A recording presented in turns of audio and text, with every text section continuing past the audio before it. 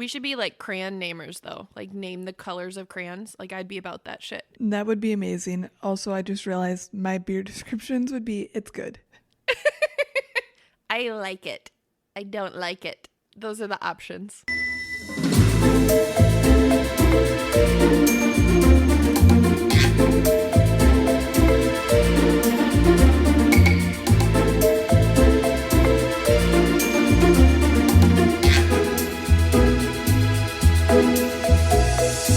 Hey, Allie girl. Hey, person whose name is Celeste. Oh, have we moved away from Celestial? Hey, Celestial. You know what I recognized? Somebody else had asked me, like, bro, you went by Celestial in high school? You're a fucking idiot. And I really sat with that and I thought about it. And I was like, you know what? This is how I know I'm not high maintenance now. Because I have been high maintenance in my life. And that's just not my vibe anymore. So the Celestial thing was truly like a journey of my evolution as a human. It's like that would be your Powerpuff Girl name if you were a Powerpuff Girl. Yeah, fuck yeah. For sure. How are you today? I am good. Better now that I'm recovered from a migraine that I had yesterday. So, yay for drugs. Yay, drugs. Also, tell me about your collaboration episode that you did. I have not yet had the opportunity to listen to it, but I'm really excited. But tell me about it. How was it? It was so much fun. I went on Anime Talk with Matt St. Jack and we discussed our intro animes and some of our favorite animes. We reviewed some and it was just a really great time. Listeners, if you haven't checked it out, go check it out. It's amazing. And honestly, this is me being super creepy. Matt's voice is so soothing. So fucking good. He could read a dictionary and I would be all about it. Yes, agreed. Agreed completely. Matt's voice is beautiful. Oh my goodness. Agreed. And also, shout out to Bay. I love Matt. He's my bestest on Twitter. I love him. So shout out to Anime Talk. Just nothing but love. And I love that you were on that show. And I really can't wait to listen. Today was just absolute fucking insanity. So I just haven't had the chance. It took me 4 hours to get through the episode because today was also insanity at work, so I hear you there. I honestly feel like we talked about 3 things and they were all work related. Yep, this is true. So we're gonna approach today a little bit differently because we do have a special guest today. I'm saying that up front. We have the wonderful and beautiful and magnificent Dr. Catherine Sheffield from A Few Bad Apples joining us today for our episode. However, she will not be able to join us until just a little bit later. We have a huge time zone difference, so to be cognizant of people's schedules and kids and all the things that come with life, we are gonna just kind of start this episode and we're going to give Kat a call a little bit later to get her in the conversation with us for really the part of the conversation that's really the focus here. We're going to get through a little bit of history and some information about us as a show because I recognize we don't do that and you're looking at me so that we do that. And then we'll call Kat. I'm actually looking at you because our listeners don't know why we're calling Kat. I know, I'm going to get there. I was planning on it. Did I not do good? We can make that now. Oh. If you'd like. Okay, well, I thought maybe we should introduce ourselves in the show and things. I just work here. I don't know what the fuck I'm supposed to be doing right now. Hi, I'm Allie. Hi, I'm Celeste. Welcome to Taboos. That part I got. I know how to do that. Welcome to Taboos. If you're new here, we're stupid excited to have you. This episode especially, it's going to be amazing and incredible and fantastic. And it honestly came from my soul. My DNA is embedded in this research and this episode and every single aspect of this piece specifically. So welcome to our show. Welcome to this episode and buckle up. We discuss taboo topics and things that have stigma in society that people would prefer we probably don't talk about. And I think this is episode 30. And we still kind of only half know what we're doing. I believe you're correct and can confirm on both points. As made obvious by this intro. Okay, so next step, we talk about what we're drinking, right? Yeah, I think that's next on the, yep, here, my checklist. Drinking. Check on the, okay, great, excellent. What are you drinking, my love? I am so excited because I finally fucking found my purple haze. A Yes, girl. Yeah, still not the name of the company. Shut your mouth. Let me do me. But yes, I love it. That can is so fucking dope. Yeah, it's Woodstock 100%. So it is by Abita Brewing Company, and it is a raspberry lager, and there is no description other than raspberry lager. You should definitely continue to turn it in the exact same direction and rotation that you were. I'm sure that's helpful if you just look at the same exact spot over and over. Okay, you have itty bitty hands. I have gigantic hands. I can turn the whole fucking can in my hand in one go. Thank you. I don't even have like a good nickname for you for your hands, except for, oh God, you would hate if I say it, but you have Donald Trump hands. Shut the fuck up. I will murder you in your sleep. It's okay. You have Trump hands. I have Yeti hands. What a beautiful couple we make. We're fine. Combined, we have the best, most optimum hand. Either they're big enough to handle it or small enough to handle it. What are you drinking today? I have a delightful beverage. It is called, are you ready? I am. It's called Son of a Juice. Oh, that's pretty great. It's a little baby juice Oh, inside that's of really the juice. Cute. At first, I thought you were going to say it had something to do with apples. That would have been a really great idea, but I liked Son of a Juice because it made me want to say son of a bitch, and I feel like we're going to be talking about some sons of bitches today, so that's why I went there. Works for me. Thank you. May I describe my Son of a Juice? Because it's so amazing. I would love to hear what it's like, considering the fact that mine is just raspberry lager.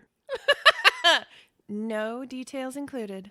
So mine is described as juicy, juicy, juicy. There is a lot in here. Like, holy shit. I don't even know how to read this, to be honest. The grains are described as Pilsner, flaked oats, golden nugget oats. The hops are described as Mosaic, Simcoe, Nugget, and Warrior. And the vitals are a lot of things that I don't understand, except it's a 6.3% alcohol. And it says be fluid. Like, I think that is the... Did you try turning it some more? I have little hands, Allie, so I have to rotate it like all the way. Somewhere on here it says chip off the old hop, which I actually think is really cute. And it's an India Pale Ale, and it's literally fucking delicious.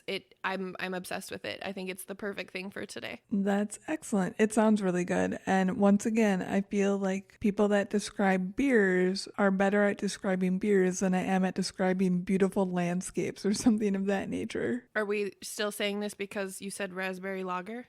No, like all of those words were so descriptive of a beer. And I'm like, I don't even use that many words to describe beautiful scenery. So, okay.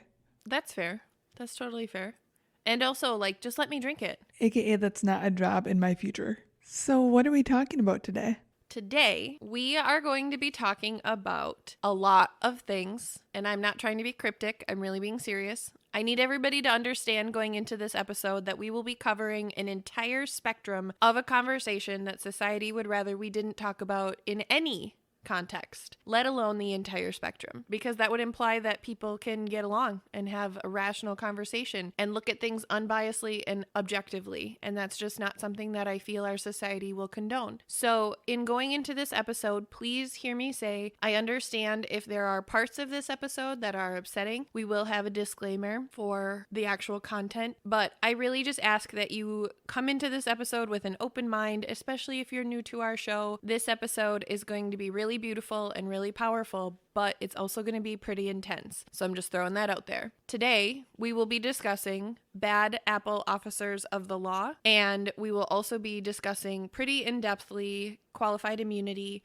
and systemic racism within our country. I am here for this episode, and I'm super excited to get into it and learn everything you have to teach me. Thank you. I'm super excited also. Other thing, like small side thing for anybody who doesn't know, this is like an absolute passion of mine. You can go back to any episode within our race series and hear us talk about my feelings about racism. We say fuck racists in about every single episode we can. We have a huge thing against Christopher Columbus. So again, if you're new here, I'm just catching you up. I'm just getting you up to speed so you know what we're about. That's really our position here. We want everybody to be exactly who they are, but we don't condone racists. We don't condone pedophilia, and we don't condone any sort of behavior that is just outright bad. Like, we talk about taboo culture here, but that doesn't mean that we condone all activity that is considered quote unquote taboo. Again, see another episode if this is your first time. But I would like to get into our disclaimer for this episode if you believe that we are ready to do that, Miss Allie. Yep, all good here.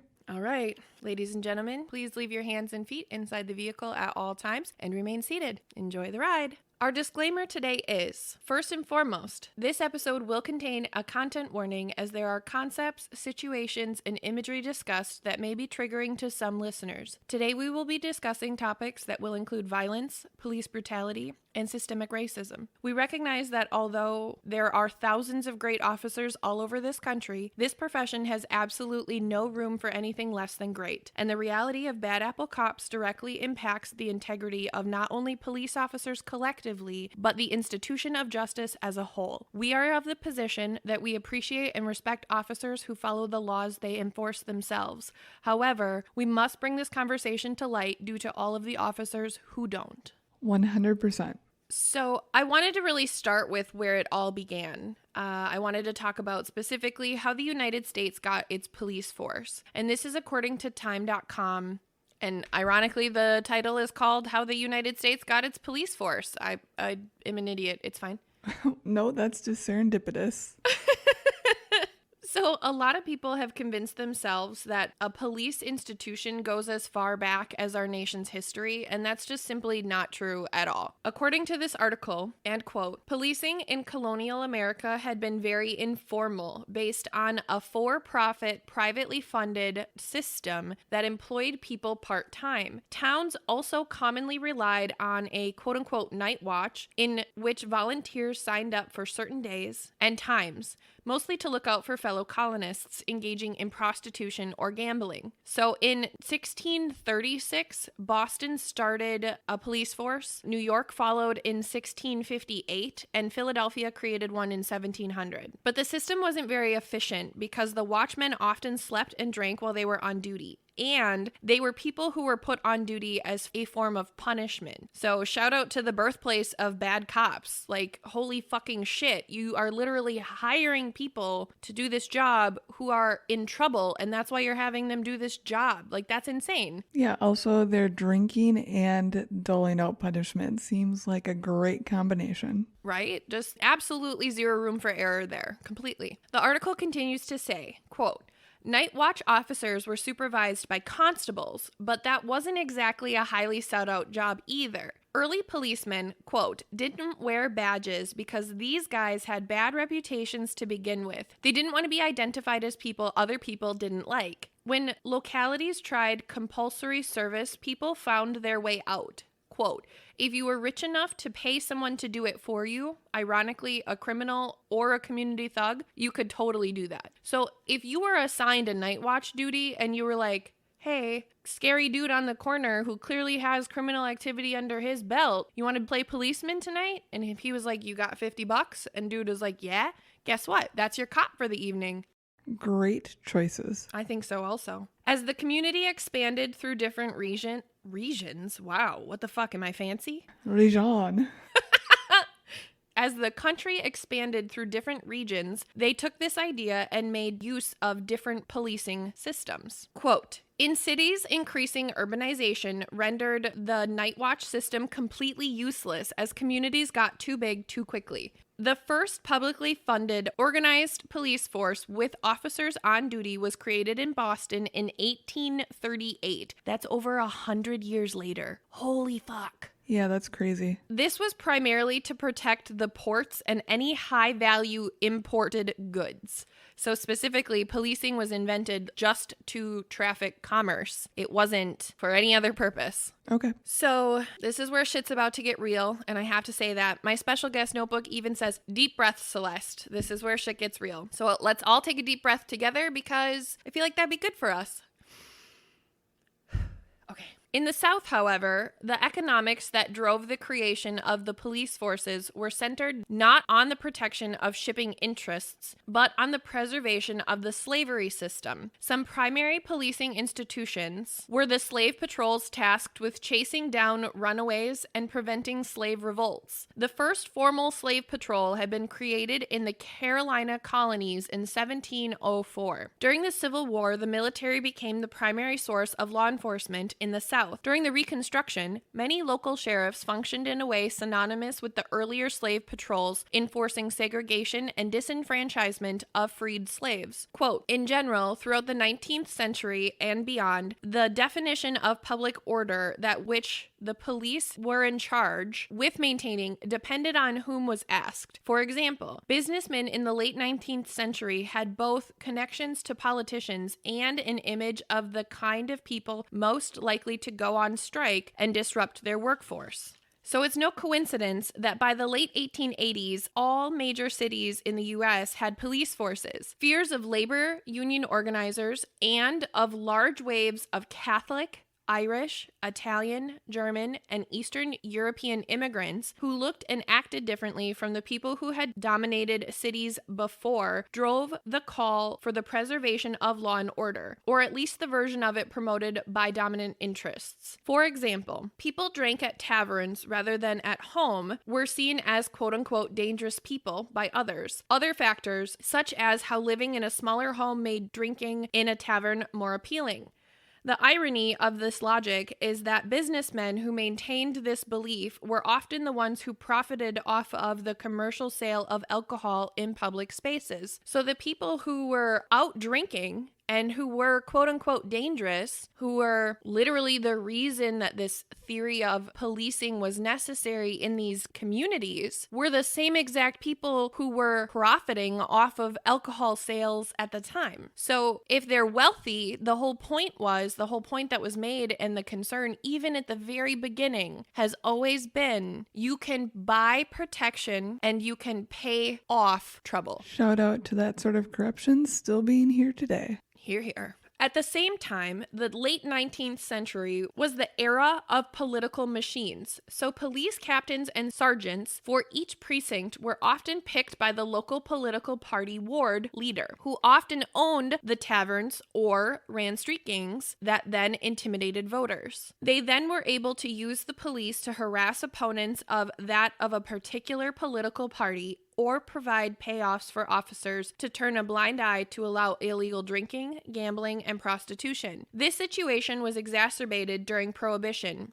leading President Hoover to appoint the Wickersham Commission in 1929 to investigate the ineffectiveness of law enforcement nationwide, to make police independent from political party ward leaders. The map of police precincts was changed so that they would not correspond with political wards. The drive to professionalize the police force followed, which means that the concept of a career cop that we would recognize today is less than a century old. Whoa. That's crazy. I thought so too. Like, seriously. We're going to get into all of it. I'm going to stop. But just, holy fuck. In the concept of our country and in time, that is a speck of time. Farther campaigns for police professionalism were promoted as the 20th century progressed, but crime historian Samuel Walkers, who wrote The Police in America, an introduction, argues that the move toward professionalism wasn't all good. That's just not a very catchy title. Okay. I got stuck on it because it wasn't, okay, ignore me. It's fine. That movement, he argues, promoted the creation of police departments that were, quote, inward looking and, quote, isolated from the public, and crime control tactics that ended up exacerbating tensions between the police and the communities that they watched over. And so, more than half a century after Kennedy's 1963 proclamation, the improvement and the modernization of America's surprisingly young police force continues to this day. That's crazy. I didn't realize how young everything was. I agree completely. So do you want to hear a little bit more about how young things are in this perspective? Yeah. Fantastic. Let's get into that. My next section is called How Does Someone Become a Police Officer? Because I really wanted to know. I really want to understand the training, the expectation, what this looks like. How are people prepared to become police officers? And I have some background information on this, but I truly wanted to be able to speak to it very articulately and very accurately to properly portray this picture, because honestly, it's so fucking surprising, and I really think it's important that we understand this and honestly ask some fucking questions. Agreed. So this information came from learnhowtobe.com. Shout out to learnhowtobe.com. We used it in our driver episode, and I actually just really like this website. So again, if anybody's looking for career advice, you know what? Learnhowtobe.com is a pretty legit resource. No, they are not sponsoring us. But they could be. You certainly are welcome to. The first step is obtain a high school diploma or GED. Pretty basic. The next step says this is the first red flag for me, I swear to fucking God. Meet other minimum requirements is literally all it said. And then my brain said, what? So then I had to look into that more because I needed to know what it meant. And it said most applicants will need to be a U.S. citizen, have a valid driver's license, and be at least 18 or 21 years of age, depending on department policy. Applicants will also need a clean criminal record, although some police departments may allow those with criminal records as long as the offenses were quote-unquote very minor. Felonies will disqualify someone from this profession. And then I literally sit here and I understand that people make stupid ass decisions when they're kids, and like, I don't know, I imagine like egging someone's house as very minor. Like if you got caught doing that shit and that's a ticket and that's on your record, like, okay, fine. Like you could still be a police officer, and I'm not being disrespectful of that. But I know police officers with DUIs. Like they're still police officers. They got their DUIs before they became a police officer. How is that fair? How does that make sense? I guess my take on it is people can change. I hear you. So let's acknowledge, though, for a second, 18 to 21 years old. That is still so young. And I'm not saying that it's too young to start an education. I'm not saying it's too young to know what you want to be when you grow up. But let me finish helping you understand what this education looks like so that you can truly weigh what the age of these students, who then very fucking shortly after turn into police officers, really means. Yeah, because at that age, you're still learning how to deal with your own emotions. Ding, ding, ding. So the next step says obtain a bachelor's degree, but it's optional. But then it went on to say, a bachelor's degree is usually needed for a more advanced law enforcement position, especially those at a federal level, such as with the FBI or the U.S. Fish and Wildlife Service. Even if it's not required, police departments are increasing to begin to look favorably on applicants with college degrees. Here's my question, and this has always been my question, and I'm not knocking, I'm not judging, I just need to understand. How can someone who has not studied the law enforce the law? How does that work? Yeah, I don't have an answer for you there. Thank you.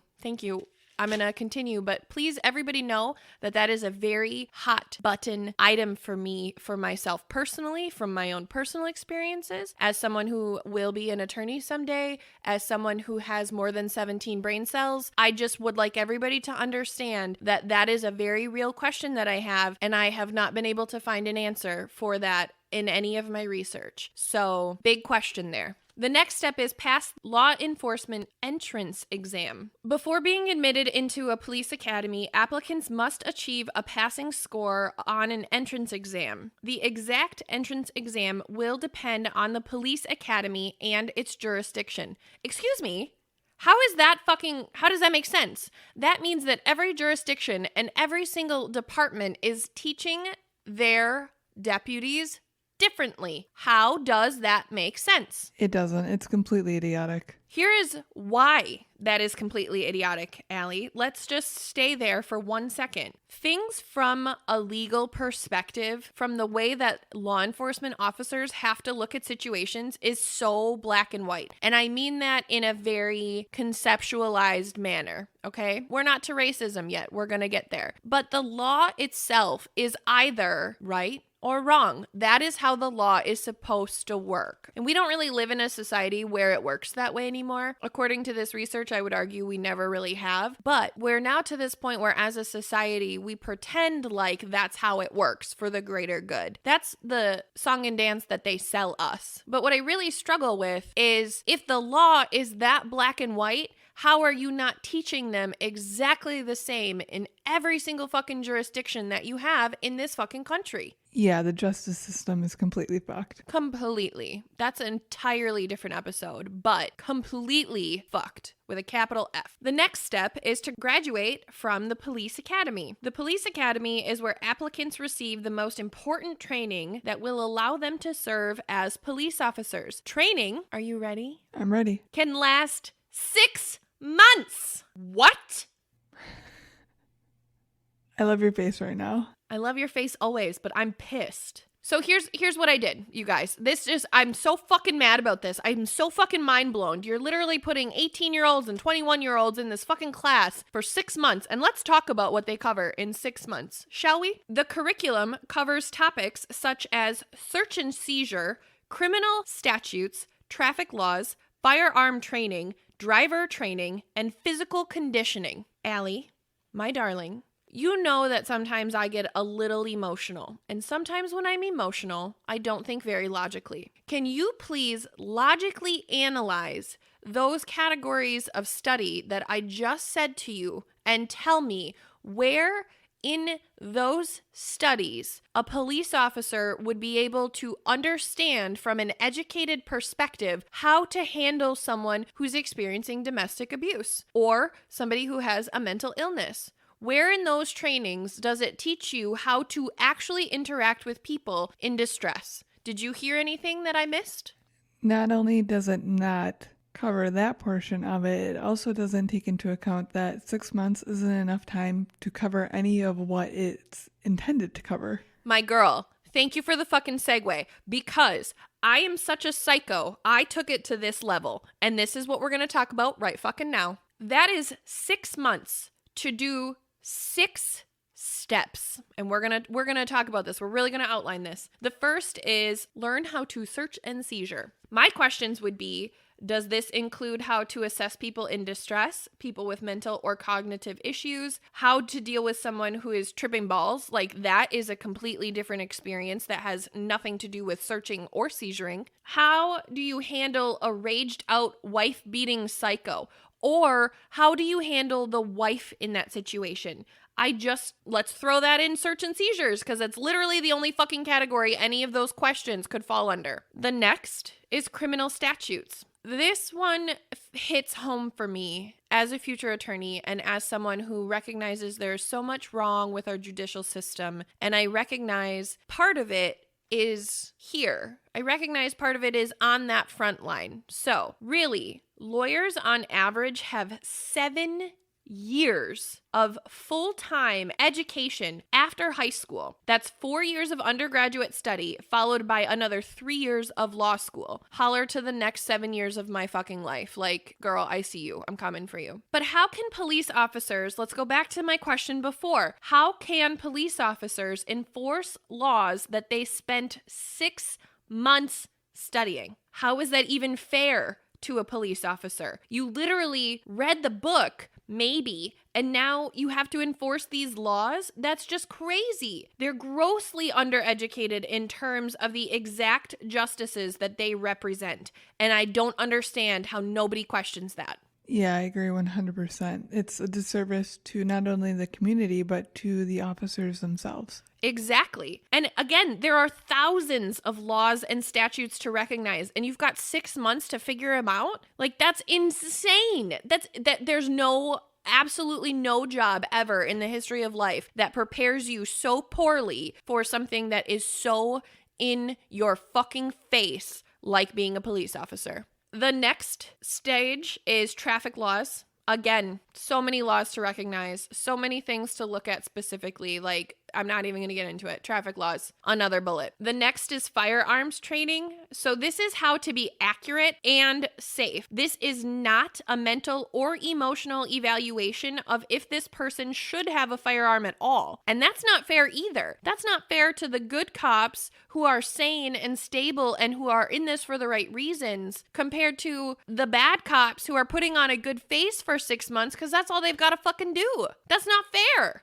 Agreed 100%. The next is driver training. How do you multitask a vehicle in a high adrenaline situation, a walkie, a laptop, a moving GPS that you are watching because you are still navigating the world around you in the pursuit of public well-being? How do you teach someone that? How do you successfully learn and consistently juggle all of those things like that?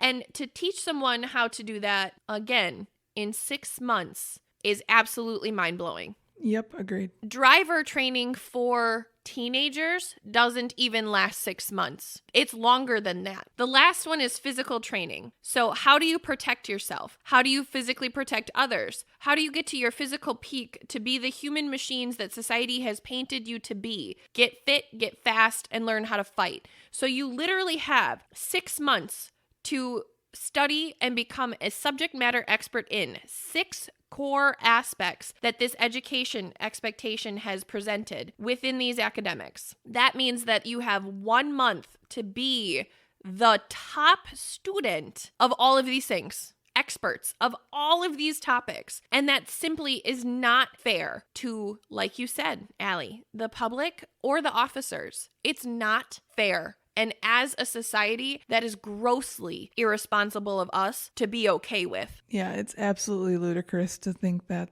that's sufficient in that role. Agreed. So that was just the education. Let's go back to how this continues, how you continue to work toward becoming a police officer. So the next step would be to work toward a promotion. Depending on the department, moving up in the ranks depends on the level of experience, performance reviews, scoring well on written promotion exams, and obtaining additional skills and training. Pay increases with a promotion, but so does the level of responsibility and potential bureaucracy. So I think that this is a really important aspect for me to share, and I want to do that right now because I really think that this is important for you guys as listeners to understand where my heart is in this conversation and why this aspect is so important to me, and also why this isn't me bashing police officers specifically. Currently, this is me talking about the concept of how we educate people to become police officers, and then the expectations of those people within these roles. So, if it's okay with you, Allie darling, I would like to tell a brief story. Yep. So, I've been on a ride along, and I was on the graveyard shift in our incredibly small community. Like, I'm recognizing that. I'm not being dishonest about that. Allie can attest. We have a small ass community. I have the utmost respect for police officers in their experiences out in the world. I understand and deeply value that the police are literally the human shield that protects average people, like you and I, from the most horrific evils the imagination can create. These humans are exposed every day to extreme velocity, adrenaline, split-second decisions, and trauma related to every single sense that we have as humans. Imagine getting used to the smell of death. Imagine being forced to look at the aftermath of unadulterated violence all the time, every day. Wash, rinse, repeat. Like, that's truly what police officers experience. That's a terrible fucking job. And they do deserve respect. Police officers do deserve respect for doing this job, because if they didn't do it, those horrors would be unleashed on us and our communities. And is that something that we want? No. It's not. But how is it psychologically fair that society can ask a human being to prepare for that to be your life with 6 months of education to back you? Like, that's legitimately my question. This isn't a discredit to police officers. This is entirely the fault of the institution that sets the precedent of education for law enforcement officers. So, dear 23-year-old young men who have never faced any real danger ever, here's a weapon and a car, and and you know how to use both. So with 32 seconds of training, good luck out there. Make a difference. Remember, we're the good guys. That is really what is happening when people become police officers. And maybe not in every instance, but you guys, the majority of them, this is the experience. And that, again, you're dealing with people who are just emotionally not mature enough to be making the decisions that police officers have to make for their entire lives. It's like telling a doctor to go perform brain surgery after playing Operation for 3 hours. That's exactly correct. That was a fantastic analogy. Thank you, Allie. And that's simply fucking wrong. Like, let's acknowledge that. Let's talk about that. It's not fair to any man or woman who wears a badge. And for that reason, police officers as human beings have my utmost respect. I am not here screaming fuck 12. I want to be super clear about that. Everybody, hear me say that. I am not here screaming fuck 12. That is not my thing. I am out here screaming protect and serve doesn't include killing people in their homes. And if you do that, there are consequences. That's what I believe. Allie, is that what you also believe? Yep, I support the people, not what it currently is, if that makes sense. I agree completely. No, it absolutely does. And I think I agree. That's exactly where I'm at. So with that history and with the understanding of what it takes to become a police officer, I would like to move forward with the rest of our episode as it relates to bad apple officers of the law, the systemic perspective, and the racial issues that are built into this system today, and just a couple other things. But in order to move forward, I would really like to go get our special guest because she is ready to join us. Bling, bling, bling, bling.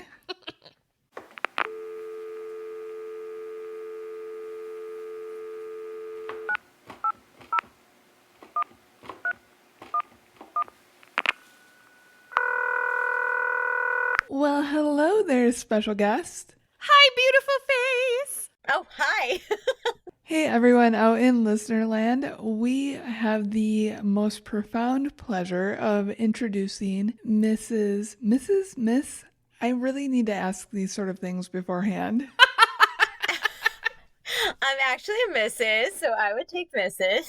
Mrs. Catherine Sheffield of the podcast A Few Bad Apples. If you're not already listening, go do so directly after this episode. Immediately. You will get a small taste of her excellence in this episode, but highly recommend everything she's ever created. So get on that. Well, thank you. I also failed to say doctor, so shame on me.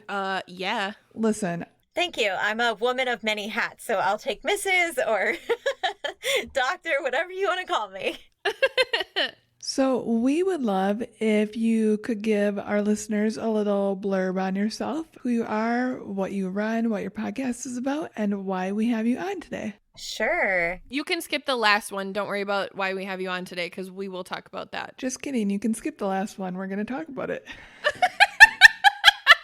Okay. Well, a little about myself. I have my doctoral degree in educational leadership. I am a high school English teacher, and now I am a podcaster thanks to COVID-19 in my exploratory ways. So I was really interested in this area of police crimes because of all the things we see on the news every day. And I was just thinking, I have an idea. And I personally thought no one was going to ever listen to it, but then it just started blowing up, and I'm getting so much positive feedback and reception from people. So yeah, my podcast really hopefully is aiming to inspire change. I absolutely love that. I have been hooked on your podcast since I found it, which, huge shout out to Allie, was like, hey, check out this podcast. This is so you. That's awesome. You're welcome.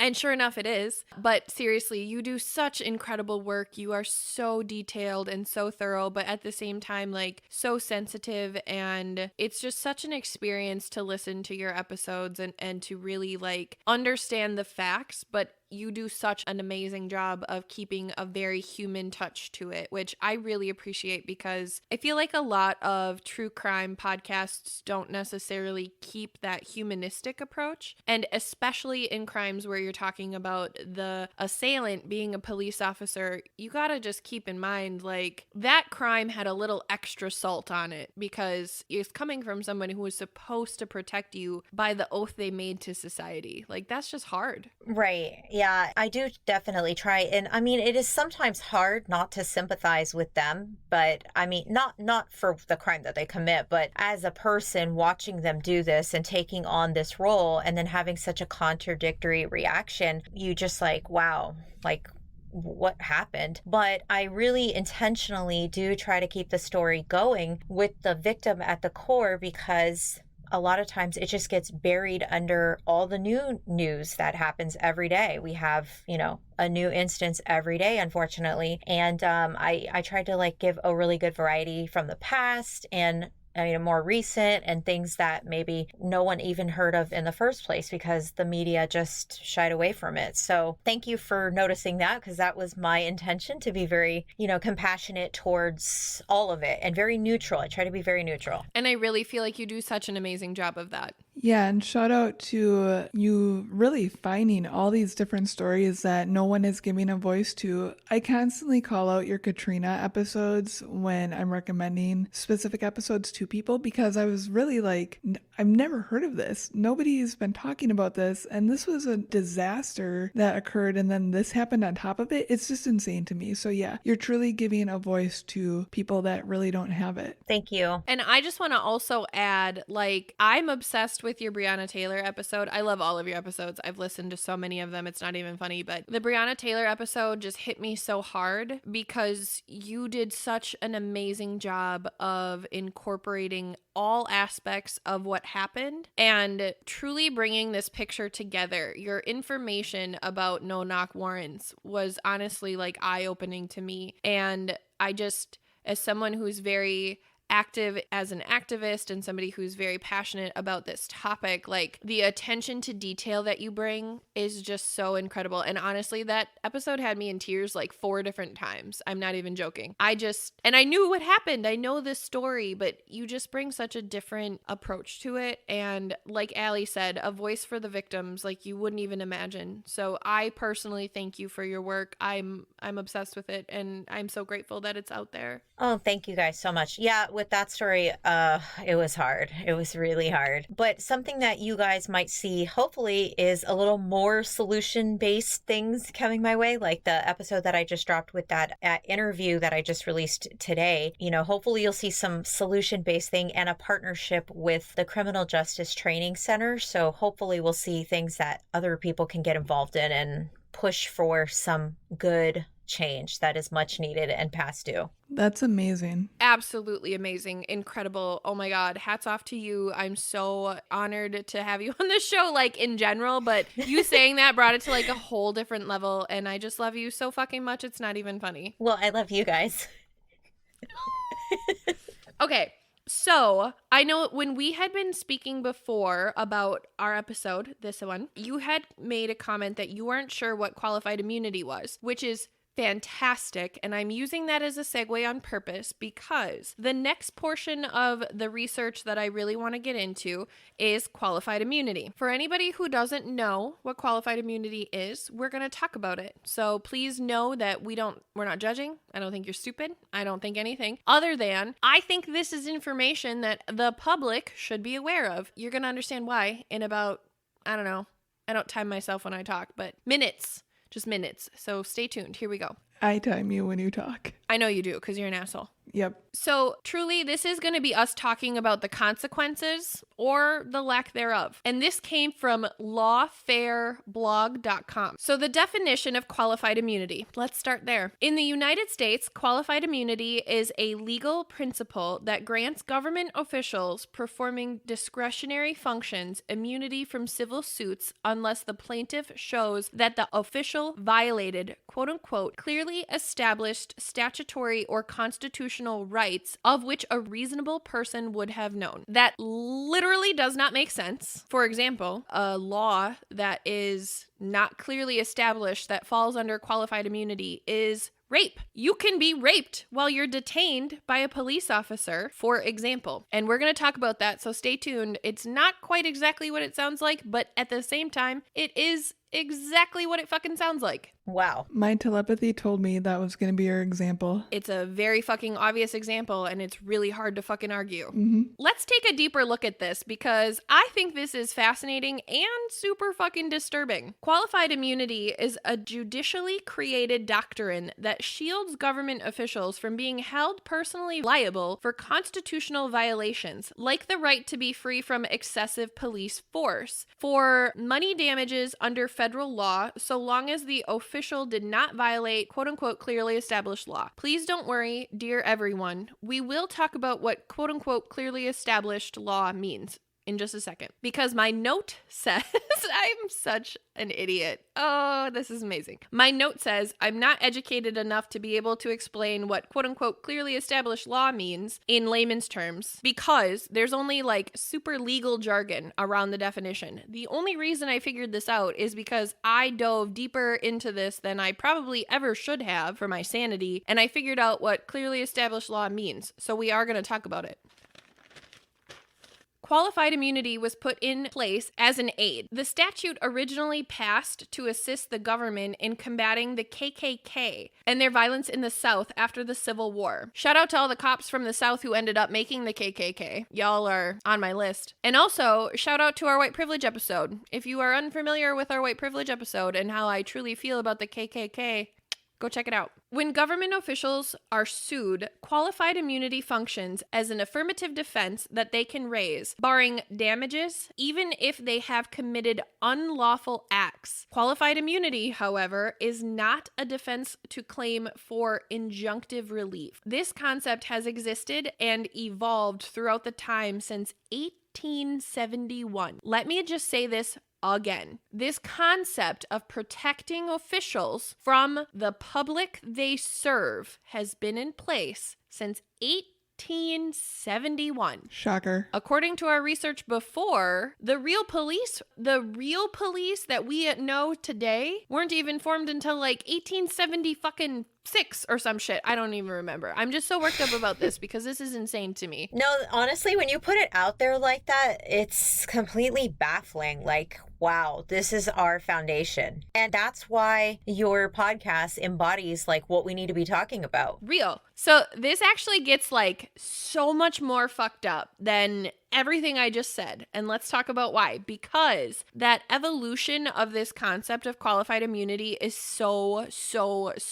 important for this concept. So truly, qualified immunity started, like we said, in 1871. But since then, there have been 3 fractures to this concept that have made it nearly impossible to beat the concept of qualified immunity. So let's talk about those fractures, shall we? Oh, yes. Yep. So that first fracture is, quote, in order to show the law was quote unquote clearly established, the court has generally required plaintiffs to point to an already existing judicial decision with substantially similar facts. Jesus Christ. Yep. I'm already annoyed. Yep. I'm so annoyed right now. Yep. We're going to talk about it. We're going to just wait. I'm so excited. Oh my God, I'm so excited. Legal shit gets me off, so this is so fun for me. A quote from Julian Sanchez on Twitter says, and this was like the best quote I could find. I swear to fucking God, I was here for it. This is Julian Sanchez, my hero. Thank you for saying this. The first person to litigate a specific harm is out of luck, since the first time around, there wasn't enough clearly established issue. Yep. This doesn't just apply to cops. Like, I want to be very clear about that. There are lots of judges who offer this to people, right, wrong, or indifferent. It doesn't matter. But right now, we're talking about police officers. So I personally feel like this should not be a thing. Fool me once with a cop is all you get. Like, that's my position. Right. I agree. It's like when employers are looking for somebody who has 6 years of experience in a level entry job. Like, that's not how it's supposed to work. That's not how it should work. Agreed, but this gets even better. So I just want to do like a quick poll. How are we feeling about Fractured 1? Like on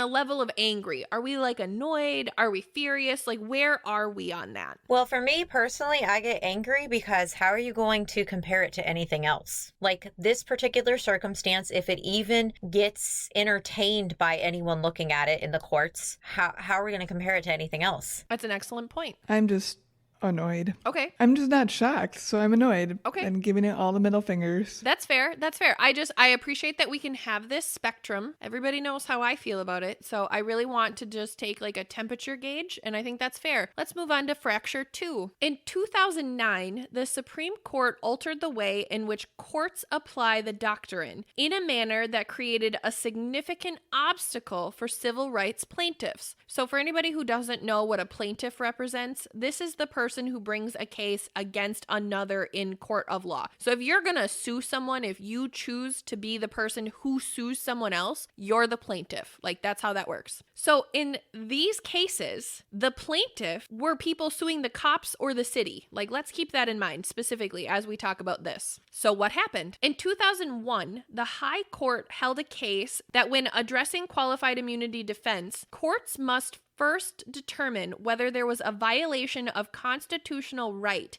and then move on to analyze whether the law was clearly established. However, fast forward to 2009, the justices reversed course, allowing the courts to grant qualified immunity based only on the clearly established prong and without ever determining if there was a constitutional violation. Quote, as Judge Don Willett of the U.S. Court of Appeals for the Fifth Circuit explained in a recent opinion article, this opinion article is what it was called on the website in the article I'm referencing. I don't actually know what article this was from, but I'm not plagiarizing. Quote, this creates a catch-22 for civil plaintiffs because courts often take what Willett calls, quote, the simpler route of resolving a case based on the quote-unquote clearly established inquiry, rather than engaging in the quote, naughty constitutional inquiry of whether the officials violated the Constitution. So just hold on 1 second. I know I used a lot of really legal words. They will make sense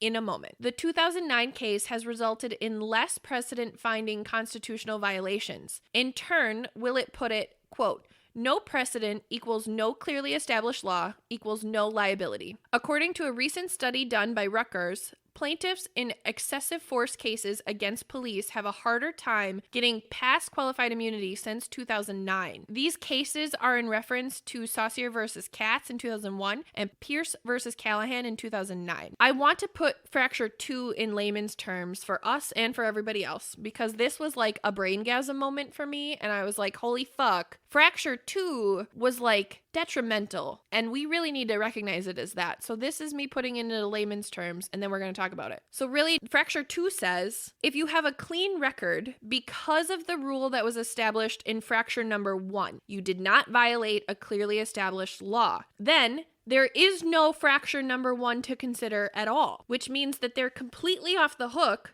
Period. They made a loophole for good cops who were put in situations to make hard choices, and then they cemented the loophole in place so that the judicial system itself had less work to do and more police resources available. So they were putting these cops who had faced qualified immunity lawsuits back on the street because they let them off. So really, we're building like a nice little get out of jail free card right now, and we're only on Fracture 2. So ladies, where do you stand now? What are your thoughts, feelings, comments, questions, anything? So this Fracture 2 is the one where it's the civil rights, right? Was anyone's civil rights violated? Is that correct? Yes, ma'am. That is correct. Okay.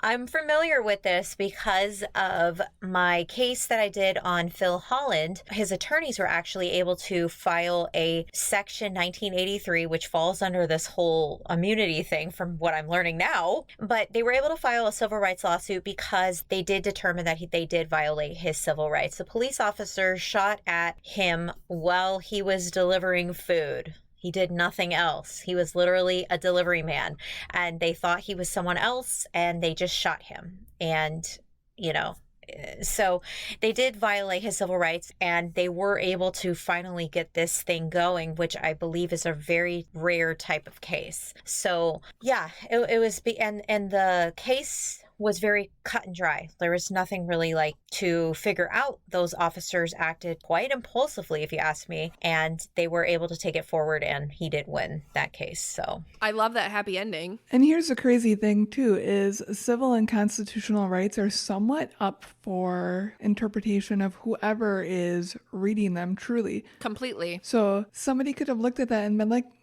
no. So obviously that's not correct. And I'm super glad that the outcome for him is what it is. That doesn't give me any faith in our justice system because it happens far too little that that's the case. But I'm glad that at least it happened correctly for somebody. right. Agreed to that. Yeah, and I think the difference I think in his case was that his attorneys put both lawsuits in a state level and also the federal. So that's also very atypical and doesn't really happen very often. So, but they were pressing because they're like, look, this situation is not kosher. Like, that should never have happened. And that's why they were able to make such a monumental move with that. I really appreciate you sharing that, not only in your relation to understanding what we're talking about, but also that qualified immunity does have a plus side to it that gives hope to me personally, because especially as we get into Fracture 3 and we get into some of the concepts and how I explain, again, my example of rape from before, like, fuck, I just don't feel like there's ever a happy situation. So you sharing that with us, Kat, is like a really big deal for me in understanding this, and it actually makes me like a little less jaded toward the concept, which is so unbelievably ridiculous for me to say because I hate this concept. But I appreciate you sharing it. Time out. Before we move on to Fracture 3, where are we on the temperature scale at this point? Well, it's frustrating. Okay. I don't even know if there's a temperature for that. Allie girl? I'm out of middle fingers. I'm out of middle fingers. How many do you have, though? Can you count? Listen, I know how many hands I have. It's my feet I have problems with. What? I love you. I love you so much. All right. So Fracture 3, which this is the one that turns my blood into lava. Fracture 3 can only be referenced as quote unquote reasonable officers. And I would like us to start there.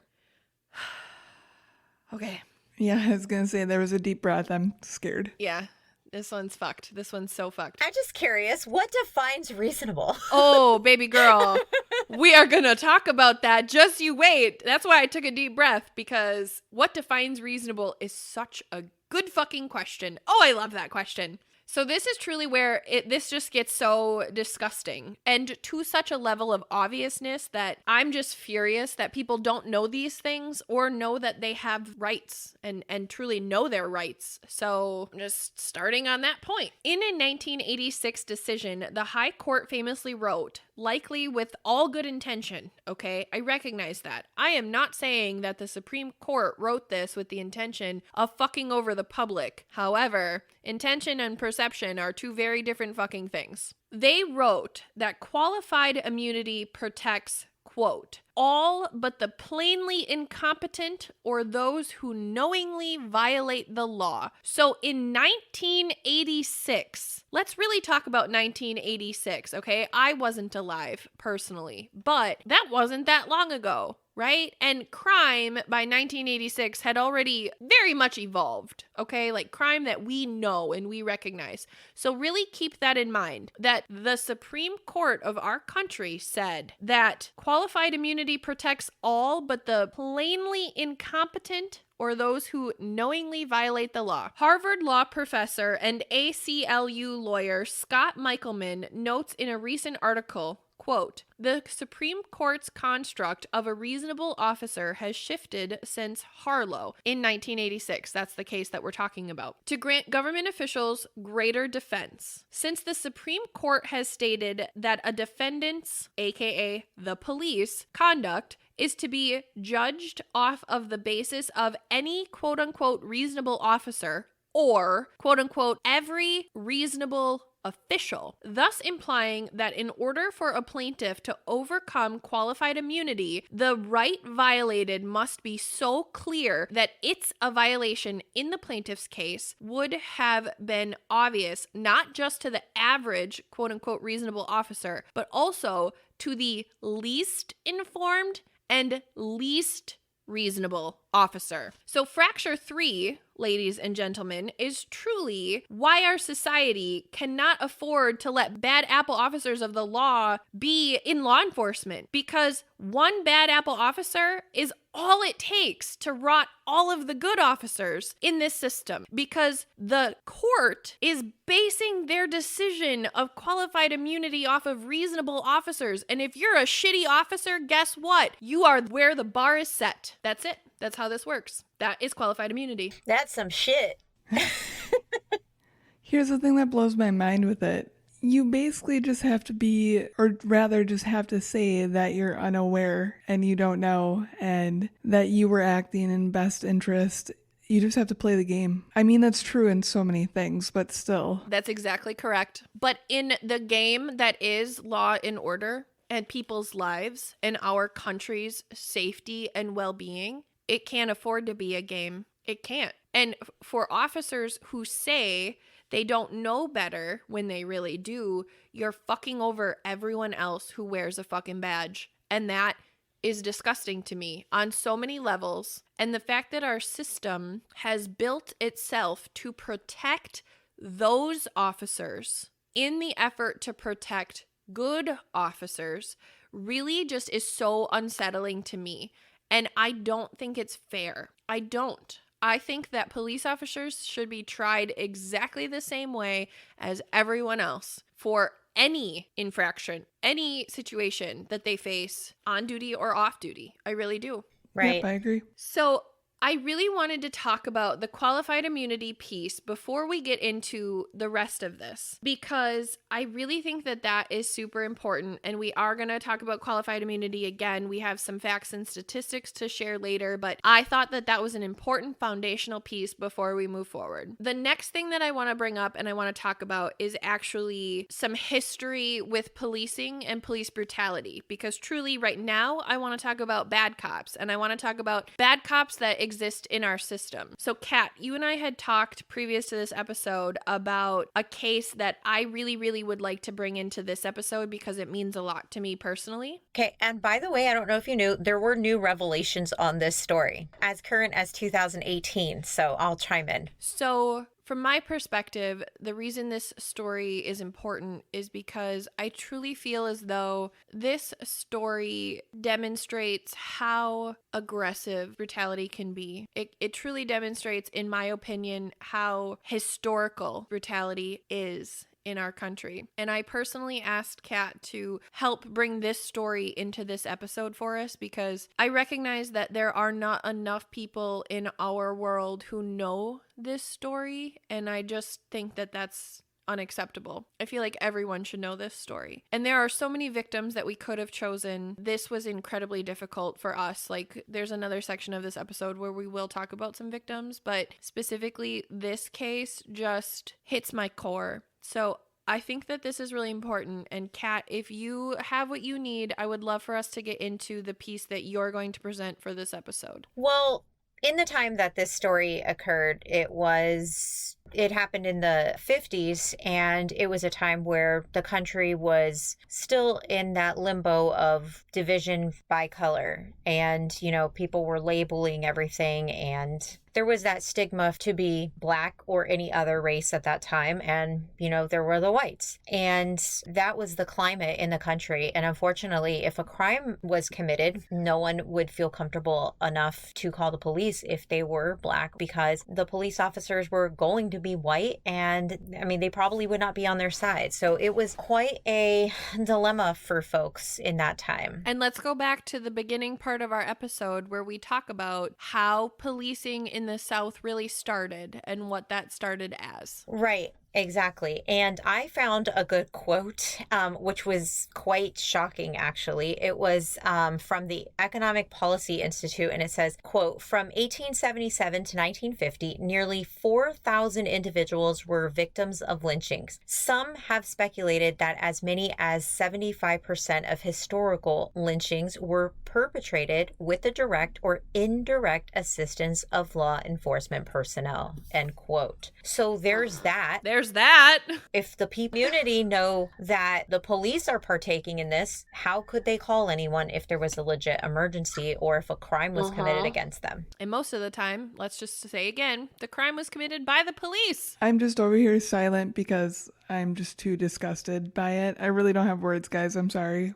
I'm useless right now. I'm useless, she says. And all the people that came out to watch these lynchings never faced any repercussions either. And so there was also that maybe understanding with white people at the time that, hey, we're good. Nothing's going to happen to us. And unfortunately, many Black people suffered at the hands of the police at that time. And there were bystanders that stood by and watched with no remorse, no inclination to help. Because it was so normal. And I really struggle with, I think it's really interesting that you say that, because fast forward to today where watching brutality is still very normal, quote unquote. And I just think about the number of videos that have been recorded on a phone. And I understand that recording it is so important for evidence purposes. But at the same time, I just really struggle in being someone who watches those recordings and imagining standing there holding my phone. I struggle doing that. Like in watching the George Floyd video, I was screaming, praying that the woman holding the phone recording would hear me and just charge Derek Chauvin. Like that's what I just couldn't stand there. I don't understand that. Right. And I mean, you can even go back as far as Rodney King. I mean, the man was just standing outside his house. Like, it happens all the time. And I did a case with Walter Scott where a guy was just standing there recording. I mean, he was upset, but he probably figured, I'm not going to deal with this guy with a gun. And he watched this man get murdered. But in this case, though, these people are reporting to help.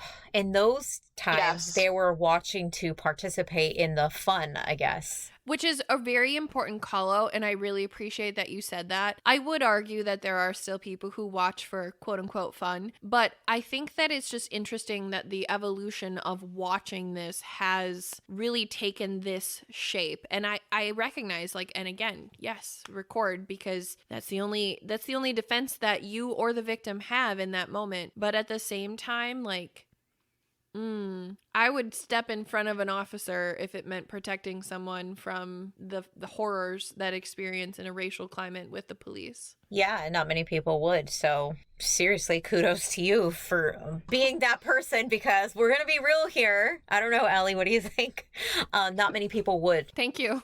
Yeah, no, I agree 100%. And honestly, I'm one of the people that I'd have to judge the situation because we're taught to respect and fear the police, and that's instilled in me. So I can't say it for sure, be that person. I totally appreciate that, and I totally recognize that, and we are going to talk about that. I love that you did that. But before we get to that, I would really like to talk about Emmett Till, because he deserves us to share his story. I will say to anyone listening and who's ever checked out my podcast, I am doing my very first exclusive episode on Emmett Till because his story is so important. And even though it was historical, it's still really relevant today. A lot of full circle type of moments, I guess you could say, that you can totally see happening today. Not in the same context, but definitely relevant to what we're seeing on our TVs quite frequently. Agreed. I'm ready and here for it. So Emmett Till was living up in Chicago, and he and his family were ready to, take a trip down south, visit some family. And when he got there, he was hanging out with all his cousins, and he was only 14 years old. So he and his cousins were hanging out. They walked down to a corner store, and they were just messing around. And he kind of said, "Hey, I've dated a white woman or a white girl before." And his cousins were like, "What? That's unreal. That's especially with the climate. That would totally be crazy, Oh my God. right? Absolutely. Yeah, like, I don't believe you. And he was like, well, you dare me to go in the store and, talk to this white lady that's working there? And they, of course, did. They're kids. And so he goes in and he does that. And the woman working in the store, he bought some candy. And as he was walking out, I guess he made a comment, bye, baby. And he was just trying to show off in front of his cousins. Being a 14-year-old boy. Right, right. And he was just talking to his friends and joking around. Well, she told her husband he did some inappropriate things to her, that he grabbed her, that he made like some really rude comments. And from there, she planted a seed in her husband's head. And I just imagine men in that time, white men, I don't know, for some reason, just to be like, you're my woman and I would never let a black man talk to you. I don't know why that came to my head. No, I think that's so real. Very possessive and the woman is subservient, very religious based. This isn't an anti-religious comment. That is just a very, very common religious theme that women are subservient. And in the 50s, that was a very dominantly religious time. And also, like, then the added complexity of you were talking to a black human being. Like, we're gonna ignore man, woman, anything else. Like, it does not matter. Child, we're ignoring that. You have possessive, subservient, and racist as fuck. That is the equation we're looking at. Right. And I mean, he was able to go in and make a purchase, but I'm sure they were able to change the narrative as they wanted it and take something very innocent to blow it up out of proportion when she was talking to her husband. So she relays this story, and 4 days later, her husband, Roy Bryant, comes down with his friend or someone else. I forgot who, but yeah, they come and they track him down at his uncle's house. Poor Emmett. He's at his uncle's house with his family. Probably even forgot that even happened. Oh, I'm sure. I'm confident. Remember what I'm doing 5 minutes ago, but here he is, this teenage boy. He's probably like, what did I eat for breakfast? I don't know. Same. Right. And he's with his family. He's just enjoying time there in a new, he's in a new state, and that's exciting for kids. But that was very concerning. And his uncle had a horrible, horrible feeling about it. So he sees this white man at the door, and his uncle is just like, no, no. He's not going to go with you. The guy's saying, hey, I want to talk with him right now. I want to see him right now. His uncle really put up a fight, but unfortunately these guys got to him and they ended up kidnapping him. And his family never saw him alive again. Was one of these men a police officer? I actually don't know that. I tried to find more of a police presence in this, but I couldn't, because I'm going to assume that regardless of who was his family going to call, hey, my nephew was kidnapped by a white guy, I don't think that would have been kosher for them. I don't think they would have taken that. Yeah. I would agree. Thank you for that honesty and clarification, though. And I would actually argue, even if one of them had been a police officer at that time, information and record tracking was so easy to manipulate that at this point, who knows what kind of degradation has been done to that case. Right. So they took him, they drove him around town, and they were beating him. And he was discovered 3 days later near a riverbed, which was about 20 miles south from where his uncle's house was in Money, Mississippi. So they took him on a journey around. But I think what the core of the problem here is he was a teenager, he was black, but they didn't just beat him. They beat him so severely that he was almost unrecognizable even in his state of death. He was 14. He was 14. And for anybody who has never seen a photo of Emmett Till, I really recommend that you don't go look if you have a weak stomach, because he actually doesn't even look human.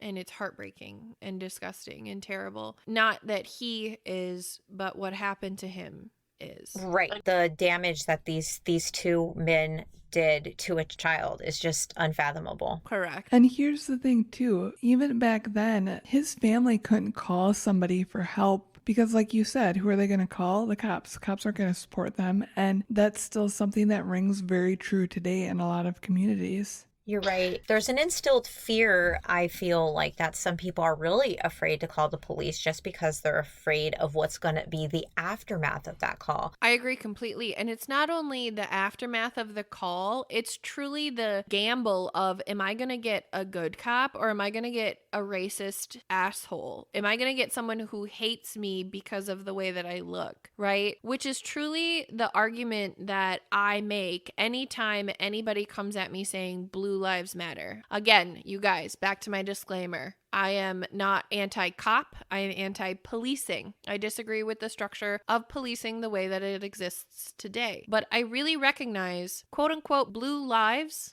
is not a thing, okay? That's a choice. That's a career choice. As a lawyer, I don't get like lawyer life matters. Like that's not something that happens for me, okay? There isn't a teacher's lives matter. And I'm not saying that those lives don't matter. I am not saying police lives don't matter, but it isn't the same conversation as when we say Black lives matter, because Black people are, in fact, Black. That is what, as a society and as a country, we have given them as an identifying factor. They cannot change their skin. They cannot be something other than what they are, which is themselves. We can't punish them for that as a society, and yet we do. We choose that. So I really think that this is an important piece of this conversation, both in a historical sense, in a perspective sense, in a racial injustice sense, and truly just in a systemicness as a whole, and really identifying when we talk about systemic racism and we talk about police officers and we talk about the perceived and very valid fears of the Black community and the brown community in our country, I think it's really important to recognize that this is this way because dominant culture has assured that it is this way. So, I would really like to use the Emmett Till story, police brutality or not police brutality. I have heard both sides of that story. I really appreciate, Kat, what you brought to it and the historical research that you brought to it. Again, you guys, shout out to A Few Bad Apples. If you would like to hear the Emmett Till story in its entirety, which I sincerely recommend, please go check out A Few Bad Apples and Kat's Patreon page, because that's new and she deserves your love and attention and support because her show is actually creating real change, and I'm just a huge fan of that. What I would like to use Emmett Till's story for, other than truly an educational experience to how horrific racism has been in our country for a very long time, I would like to bring up the argument that a lot of people, I myself included, at one point in my life, default to when talking about police brutality. And that is, there's two sides to every story. Are you ladies familiar with the concept of two sides to every story? Yes. I am. I use that a lot in my episodes. I think that's very interesting. So again, shout out to our white privilege episode. We do talk about this. This is actually on the pyramid of white supremacy under minimization. And I'm not accusing anybody of that. Again, I myself have been at fault of this at a time when I was unawakened. Also, shout out to our white privilege episode. I hate the word woke. I just don't like the word. It's gross to me. I don't like it in my mouth. But previous to becoming woke, I used this all the time because I didn't know any better. So this thing, I'm going to read it because I wrote it, and I wrote it so that I didn't fuck it up while having a very casual conversation with you. But I feel very strongly about this concept, and I'm just going to start it, okay? I'm a little nervous about it because, they're my words and it's my perspective, but this is worth talking about, and this is a behavior that is worth correcting. What I wrote states, the easiest justification for the dominant public when faced with the news of yet another report of police violence is the concept of, quote, there are two sides to every story. This is minimization. This is a function of white supremacy and is directly related to why this behavior is tolerated in our society. Like I said, I've done this, and I'm ashamed that I've contributed to the problem. The truth is, there really are two sides to the story, and that's the truth every time. There's a side where the police officers are public servants, and they've been sworn to, quote, protect and serve. What y'all fail to realize, though, is when they take that oath, it means for all people. That includes Black people, trans people, sick people, homeless people. I could go on literally forever. As a police officer, it is not their role to determine who is worth saving and who is not. And if you believe that the police eliminating members of non-dominant cultures is them doing their job, that is because you have the privilege and delusion that these people are not worthy of living. The police serve the dominant culture's interests in most cases, like a personal street cleaning service, and that's just not their fucking job. They're here to serve and protect, and that means everyone. The second side of the story is that the victim is someone, and that's it. That's all there is to that side of the story. That's someone's son, someone's daughter, someone's sister, uncle, husband, mother, friend, lover, family. It doesn't matter. What if that someone was your someone? What if Elijah McClain was your 23-year-old son with autism who had limited cognitive ability in a moment of surprise and fear and didn't recognize how to react to the police, and it cost him his life? What if Trayvon Martin was your 17-year-old brother who was shot for walking through a park while carrying a bag of Skittles? What if Breonna Taylor were your girlfriend and you were Kenneth Walker and you had to live the rest of your life with the image of the woman you love dying in front of your eyes while it took the police over 30 minutes to get Breonna medical attention? What if you were the mother of Jacob Blake's children, and for the rest of their lives, you know that they'll never stop having nightmares from the day they saw their daddy get shot in the back 7 fucking times? How would you ever be able to look at your children's faces without seeing that fear that took away their innocence forever? The truth is that there is two sides to every story, but this side that we're talking about right now, this side asks you to find your humanity, your morality, your compassion, that side that no one talks about because it's uncomfortable for dominant culture to look at. That is why the argument of there are two sides to every story is minimization, and it's completely invalid. And that's how I feel about that. I agree with all that, and that was so well said. As you were talking about that, Celeste, I was thinking about Ryan Whittaker, a white guy who showed up to a heavy knock on his door with his gun, as is within his rights as a legal gun owner, who was immediately shot and killed by the police. So his case wasn't really talked about either. It's truly bad apples across all areas, and it impacts everybody, and everybody should be pissed about it. I agree completely. Because when you make the claim that there are two sides to every story, when you make that argument, you're also making the argument that the officer had the right to take this person's life, any person's life. Like, it's not just a white versus Black thing or a cop versus Black thing, because you're totally right. It's absolutely not. This is for anybody. But that's really what that argument comes down to when you really boil it. Is, did this officer have a right to take this person's life? Yes or no? The answer is always no. That's not what officers are out here to do. There are really bad people out in the world, without question. I'm not ignorant to that. And police officers, again, like we said, are exposed to those people all the fucking time, okay? However, we have this thing called the justice system, and that's made up of laws and good intention, and that is meant to be a just base for the decisions of other unbiased members of society. When a police officer kills someone, they not only took their life, but they took away the opportunity for good people to be recognized as good people from a societal view. The quote-unquote other side of the story is that this person's life mattered. That's it. It's not their past. It's not their record. It's not their choices that they made to get them to this point.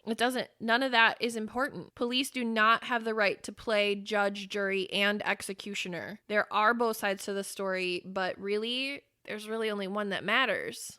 And that is my point. I really want everybody out there in listener world, whether you ask yourself the question of what happened or what is the other side of the story, really have that conversation with yourself and recognize it doesn't matter what was leading up to that moment, okay? Right, wrong, or indifferent. Police officers themselves have no right to take a person's life. I concur with that thought 99.9% of the time, unless there's a situation where other people are truly in danger. Like school shooters, take them out, I'm all for it. Hi, welcome to me being black and white here. That was the rabbit hole I was going to go down. I was like, well, I think it's a you have to be there moment. But in the cases that we're seeing, from everything that I've seen, I don't think it's justifiable. Every case that I brought forward, I've been fired up about. I mean, there might be a case where a guy is literally going to kill an officer. Like there's a standoff and then, it's a make or break moment. I would be okay with that because that would be what I would do if I had a gun. I would be like, fuck it, I'm going to kill this guy. Exactly. So I feel like the ones in my stories are not favorable, and they always have the reasons for why it happened. But, and there goes to that two sides thing. I really respect those opinions and those perspectives because they are yours and because you're entitled to them. I, however, disagree with them, and I would like to very respectfully share why. And I'm of the position that I disagree with those instances of justified police execution or violence or anything, right? I understand what you're saying, and I agree. The police are here to protect and serve. Totally. On board with you 100%. But what I really struggle with is the police have this training that we've already spent time talking about. Supposedly, they are quote unquote prepared to handle the worst of the worst.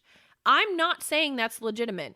Okay, I'm not saying that there's any way that you could possibly ever prepare a human being to be subjected to what police officers are subjected to every single day of their career. I'm not saying that. What I am saying, however, is police officers are trained to shoot with precision. Why are police officers trained to shoot to kill, but not shoot to maim? Like, you could very easily take down a bank robber or a potential murder suspect by shooting him in the leg or the arm. And guess what? Then they're down for the count. Cool. I can handle that suspect at that point. That is different to me. For a police officer to react and shoot to kill, I think is wrong. Very, very wrong. I disagree with that. I also disagree with these are the men and women who are supposed to be responsible for our society, and they're human beings.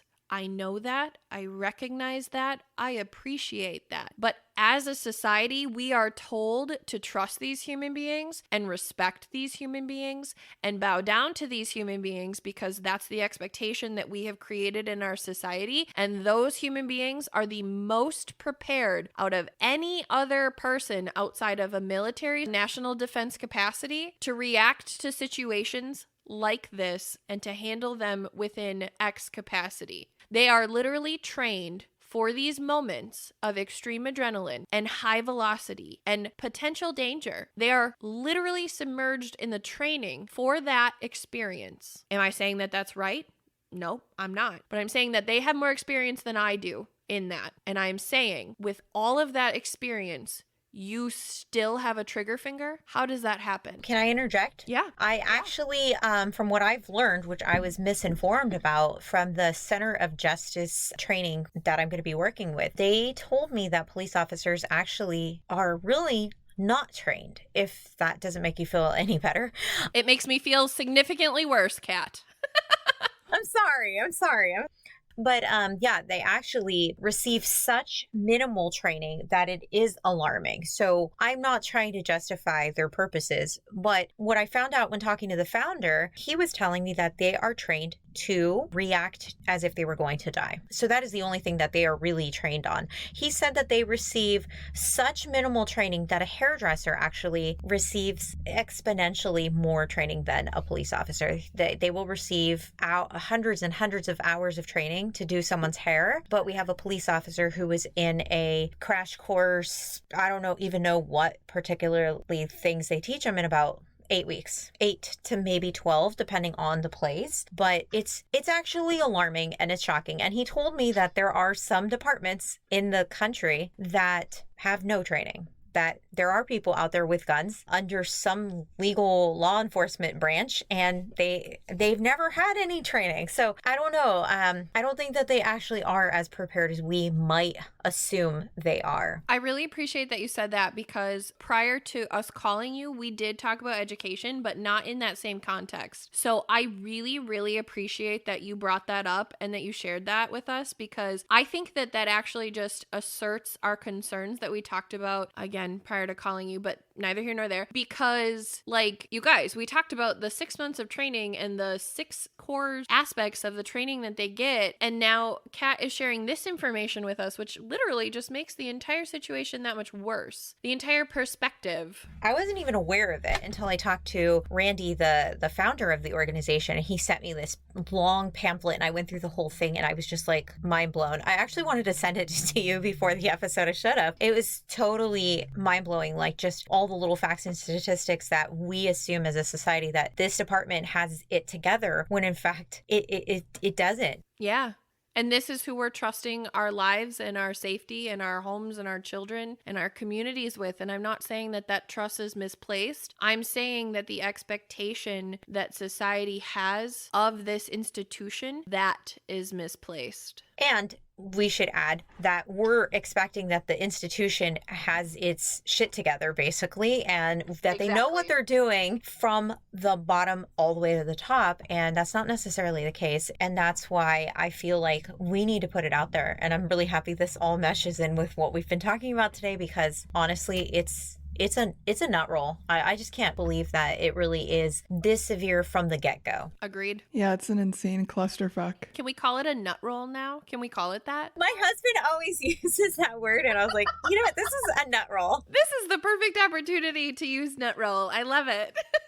So the next piece, I actually think that this is a really good launching point for the next piece of the research that I did, because I'm over here of the position that I don't hate cops. I recognize there's a lot of fucking problems in policing. I recognize this is built on a shit foundation. There's a lot of components here, but I really want to spend some time talking about something else that I think is incredibly important, and that is cops' mental health in general. I have a new disclaimer for this section of information that is really, really important to me, and I would like to share that. And the disclaimer is this.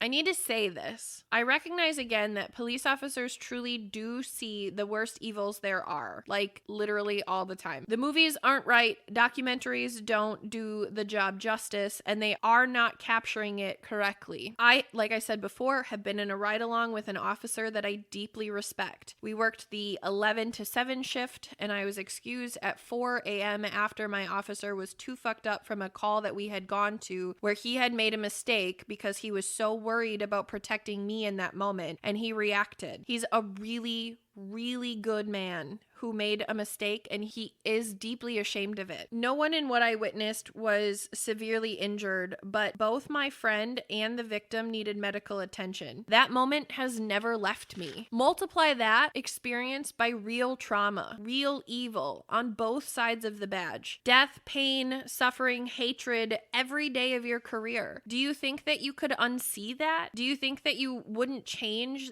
the very makeup of who you are to your core? Wouldn't that be terrifying to be around that, knowing that every corner there might be another threat or a PTSD trigger which results in the exact same reaction? These men and women are some of the strongest humans that live on the planet. To be able to carry that weight and still be able to live a healthy, beautiful, successful life with family and kids and hopes and dreams, that's an incredible feat. It really is. But strong is not the same as invincible. And at some point, the human spirit can only take so much. Someone's sanity and judgment and morality can warp, which isn't a testament of strength. It's a testament of being human. This must be understood before I can share the following statistics and research about mental health and the police. Because, again, we're talking about human beings.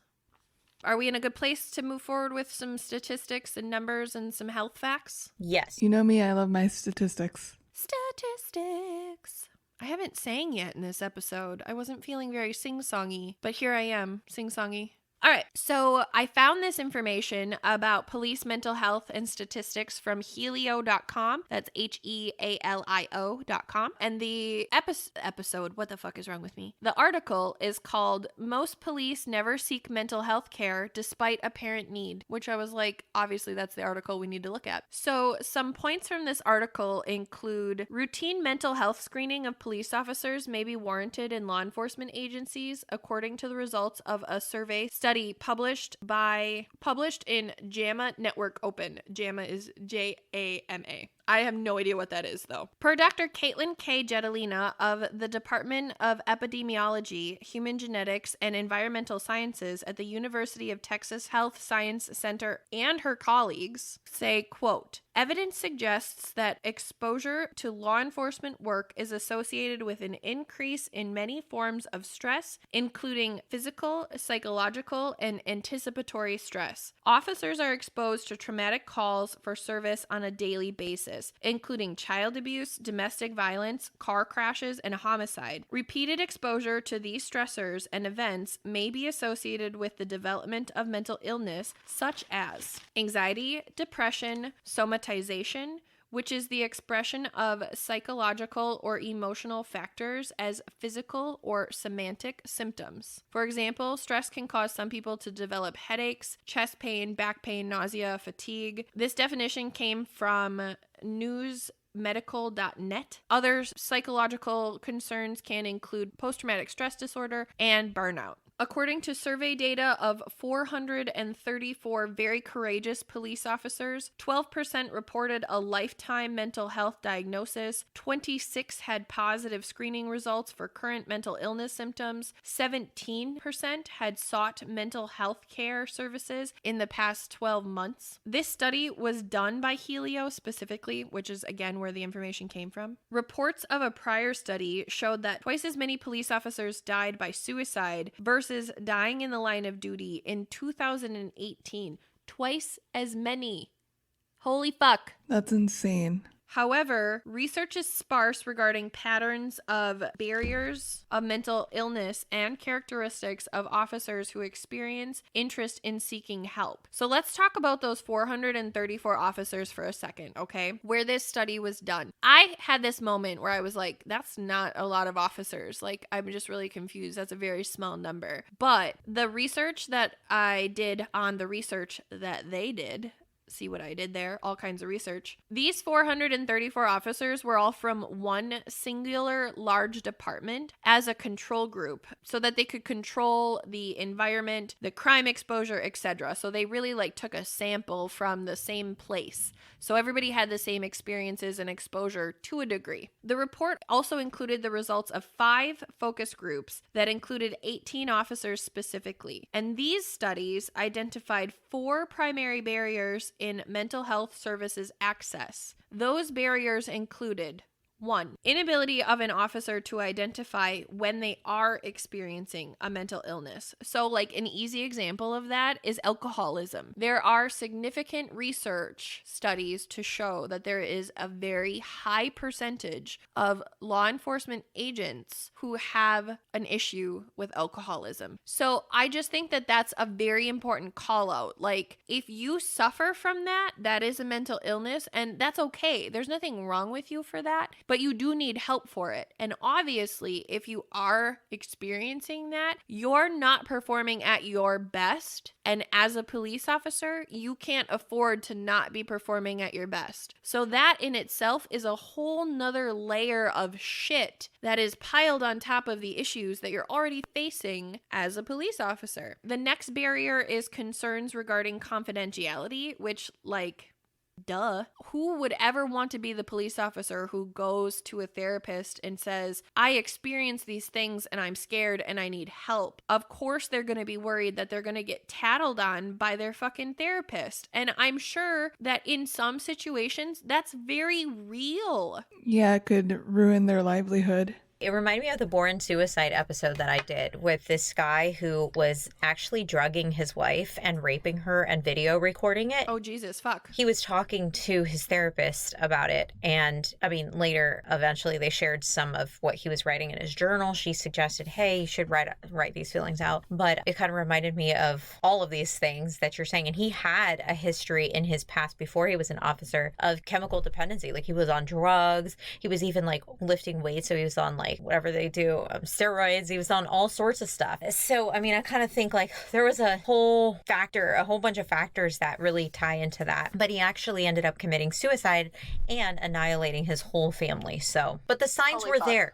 The signs were there. This is the season 1, I believe, episode 18. But yeah, the signs were there. The mental health signs. People were this dude's not right. You know, like things were off to other officers, people who actually genuinely are kind of like, he seems a little intense or, you know, things like that. But they kind of just played it off like, well, I don't know, maybe that's his personality or something. Yeah, and then people don't act on it. It's part of the job. It's just normal. It's like an assumed normal almost that I mean, obviously his case is different. There's something clearly wrong with him, but it's almost part of the career. But it's not different. Well, I mean, he had predisposed items. Exactly. Right. He was definitely predisposed, but he also had like a lot more of the factors than probably the typical officer. But like you said, it's not different. Like these signs were there. Oh yeah. And he actually at some point was reprimanded too for things, but then they kind of let him go because he took a dog that he found on the street to some remote area and shot it. What the Jesus fuck? Christ. I know. So, I mean, there were signs. And I mean, I didn't want to cut you off, but I think in terms of mental health, I think that taking the knowledge I have from my husband being in the Army, they do a lot of like assessments, like all the time, like make sure they always have like sexual harassment trainings. They always do like suicide prevention. Like there's always these check-ins, I guess. And I'm just wondering, why can't we do that across the nation in our departments? I think that also is a huge reform that might not be so hard to implement. They check in, they talk to the wife, they know who the whole family is. They know who I am, even though I don't want to know them, but they know me. They have my email address. Like they have contact. They know more than just him, but they know my name, my kids' names. And like, that's the Army. But why can't we just do that on a smaller scale in the departments? You know, check in with these people maybe it's too much to say every 4 months. I was thinking every quarter. I was talking to my husband about it. He goes, that's too much. But can you do it more than the first time you hire them? Because they're not going to be the same person after you hire them. I agree completely. Yep, agreed. And I think about they might not even be in a relationship or married or have the normal, this is something we are going to talk about, but like they start as 18-year-olds, 21-year-olds, and like they're just in the grand scope of life, they're fucking babies, right? So that's not fair to assess them at that time in this scope and only at that time. Should they be assessed at that time? Of course they should, right? That's the difference of what separates a school shooter who grows up to want to be a police officer from a good human being who wants to carry on a family legacy of being a police officer and protecting their community and this very honorable, intentional thing. But let's be clear, both of those people go to the police academy and both of those people end up with jobs and badges. Right? Yep. Exactly. And there was a quote from I'm always citing my episodes, but there's so much stuff, you know. Girl, I do that all the time. Don't even worry about it. From the Buddy Boys, when that whole group of officers just was totally corrupt. They were even told at their graduation from the academy that some of you will end up in prison. Mm-hmm. What an endorsement to give our law enforcement officers. I know, but that was back in the 70s, so I don't know how high the standard was. No, just kidding. The bar was pretty low. The third barricade is that there's this belief that a mental health professional is unable to relate to their occupation, meaning that there's no way that somebody who sits behind a desk could ever understand the demands or the trauma that comes with the job. So there's no point in speaking to someone because they would never understand. The fourth barrier is the notion that officers who seek mental health services may be unfit for duty. That in itself is a huge stigma within the police community that must go away. And let's just go back to my entire disclaimer about this section of the notes. These people are human beings. They're bound to make mistakes. They're bound to be flawed. And we as a society expect so much from them. It is not fair for us as a society to expect officers to be perfect and to make good decisions at all times if at the same exact moment we are making them believe that if they get help, they're considered weak or unfit for duty. I personally would feel better if every single officer out there ever in the history of life got mental health help, whether they needed it or not. I would feel better about that than knowing that they are afraid to get help and understanding that they're not prepared to really seriously do their jobs, because what if they're not in a place to do so? That just, as a citizen of this country, that really actually is really scary. It's 2021. Can we just fucking normalize mental health help finally? Really? Oh my gosh, seriously. 4 kids too. I'll just throw that out there. Absolutely. Without question. That's definitely a thing. Yep, everybody, all the people, any age. All the people.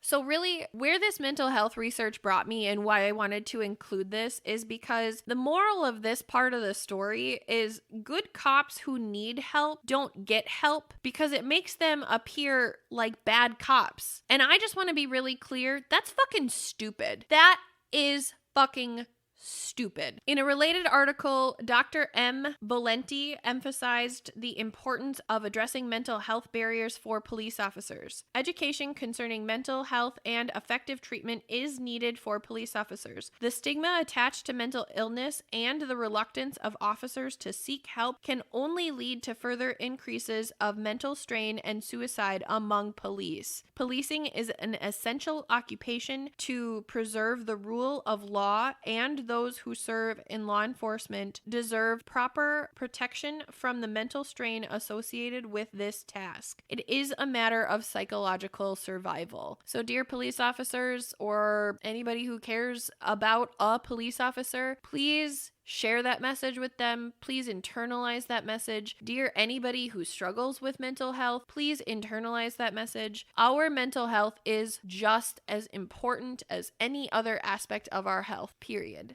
Preach. So at this point in the conversation, we have to really put both sides of this conversation together, okay? And we're going to do that really slowly, and we're going to do that together so that we're all on the same page. And I actually think that this is also really important because Kat, our beautiful, lovely, amazing, extra, fantastic special guest, was not here for the first part. So I think that this recap is going to be really important before I go into my very last piece of research and information. So let's start with the very basic point of being a cop is one of the hardest careers that there is in our society, without question. Okay? Can we all agree on that? Yes. Okay. My next point is the majority of cops really are good people, or at least they start out that way. Are we all in agreement there also? Yes. Yes. Fantastic. The structure and intention of policing is archaic, ineffective, one-sided, and systemic as fuck. I think that it's pretty evident that we have discovered that to be true as well in this research. Agreed. I think the intention was good, but it's not executed well at all. Yes. Yeah, exactly. I agree completely. My next concept that I want to make sure that we highlight as part of this train of thought is good people are doing dirty work with the intention of doing good, okay? But this makes good people susceptible to the impression that dirty work is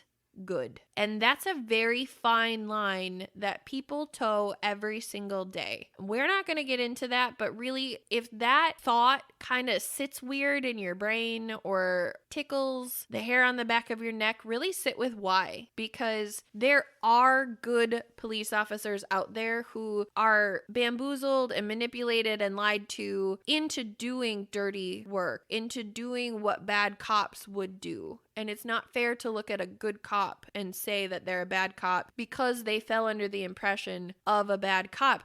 Or, fuck, maybe a bad leader, maybe a bad sergeant. Who knows how high these chains go up? So really, like, that's an important piece that we need to call out also. It does go high, for the record. Without question. I also think it's important to add to that piece specifically, we need to especially consider the age at which most people enter this career. These are very young, impressionable minds that are joining this career. Imagine that mind being molded by a bad cop. Guess what that breeds? Bad cops. Mm-hmm. That's why I'm saying there is no room for bad cops in this entire equation. One bad apple spoils the bushel. Yes, indeed. Speaking of entering the career, let's go back to education. There's not enough. Point blank, period. That's all she wrote. It's not comprehensive. It's only 6 months and it's not fair. Rewind, go back, listen to all the things we've said this whole time about education and the lack thereof. So I think it's really interesting that you had used the example of a bank robber previously because I included that in my example of a well-intended application of qualified immunity, which would be like if a cop unintentionally shot a bank robber fleeing a scene. He didn't mean to kill kill that person in that moment. It shouldn't be viewed as a murder. He made an honest mistake and he's not here to intentionally kill people. That I recognize in that instance, qualified immunity does make sense. Do I agree with it? No, I don't. But I understand why it's there, and I think it's important for everybody to hear me say that. As somebody who is obviously biased because I think this protection is really ridiculous, I also recognize its intention. And in this application, I wouldn't want a good police officer to be off the street because they made a mistake or something went wrong. I personally don't want that. And I think that's important for our listeners to hear also. Agreed. But here's the but. Qualified immunity got all kinds of fucked up. So let's go back to our fractures. That's where that happened. Now we're introducing genuinely bad cops to this equation. This whole conversation we've just had is a math equation. And now we're adding in genuinely bad human beings who are wearing a badge. Humans with God complexes and racism and homophobia and righteousness embedded in their DNA. What do you think a handful of bad cops are going to do to the environment, the character, the morality, and the psychological well-being of good cops who are experiencing mental health issues that can make them vulnerable to manipulation, hive mentality, trauma bonding, sacrificial loyalty, all of this paired with no sleep, no peace, no help, overwhelmed, and they are in the most thankless job our society holds. Those good cops who are suffering from mental illness now have been molded to also have to see the system they virtue fail its citizens in every way that you can imagine. The justice system is not real. Justice is a myth. I would like everybody to hear me say that. That is a construct that we have created as a society to pacify ourselves. Justice is only as true and as just as the person sitting on the bench delivering it. So I would really like to offer that it is this equation that gives us the proof that the other side of the story is just as important to recognize. The police officer side is just as important to recognize as the victim side. Good cops are the victims of bad cops and a broken system, just like the rest of us. So I really struggle with hating on cops in general for that reason. And I really thought that was an important message to share in this episode as well. I agree 100%. Thank you. So are we ready for the last piece of this research that is really going to tie this all together and really bring forward the villain of this story? Yep. Yes. Magic. We are going to redirect to qualified immunity and specifically its application with bad cops. These facts and statistics came from StopSexualAbuseNow.com, and the article is titled Police Officer Sexual Abuse. So I'm going to start with a fun fact, which is not so fun at all. In 35 states, qualified immunity is how bad police officers are able to assault detainees, which can include rape. Shout out to my earlier comment. This is where we are going to learn about that information. So how this really works, now that we've talked about qualified immunity, what it means, what it looks like, and the actual application of this loophole, let's talk about this and how this exists in, again, 35 states of our 50. As long as the cop says that the sex was consensual, there were no rights violated, which means there was no precedence. Wash, rinse, repeat our entire conversation before about the fractures, all of them. The law states that a police officer cannot rape a detainee. However, it does not say that they cannot have a sexually consenting experience with a detainee. I just really question that in general, but okay. Now, regardless of what the detainee really wants, like they could be totally opposed to it, but if the officer says, right? Exactly. That's exactly the piece. It goes purely based on what the officer said happened, and the reason that it is only what the officer said happened is because this person is a detainee. So potentially you're looking at a criminal suspect who at that point their credibility is immediately shot. Really, in a court of law, a police officer's credibility will always be ranked above anybody else's, with the exception of doctors or expert witnesses that are called to testify. And that is because of the perceived and expected presentment that cops have in our community, right? They're supposed to be the most honest, the most loyal, the most respectable members of our society who keep us safe and enforce the laws. So if that person is coming before you in a court of law, guess what? The judge is going to take that person's side every single time because that's what they're supposed to do. This reminded me of the case I did on Daniel Wilkie. This officer was just like really like violating everyone's rights. He was like pulling people over. He was doing illegal strip searches. He illegally baptized a woman and was groping her. What the fuck? Yes, he pulled these kids out of a car and started groping them. But like you said, if you're the detainee or at least the person under suspicion, he could do whatever he wanted. Whatever the fuck he wanted. Yep. Oh my God, that's insane. And it took a lot of people coming forward to get anything happening to that man. He did it for so long. This episode was insane. It was the most unreal thing I've ever heard of. And it's going into what you're saying. And it's ringing true. Yeah. I remember that episode too. And I just cannot believe that there's not a law in place that says no sex, no fucking with the detainee. I don't care if it's consensual or not. You don't sleep with who you're detaining.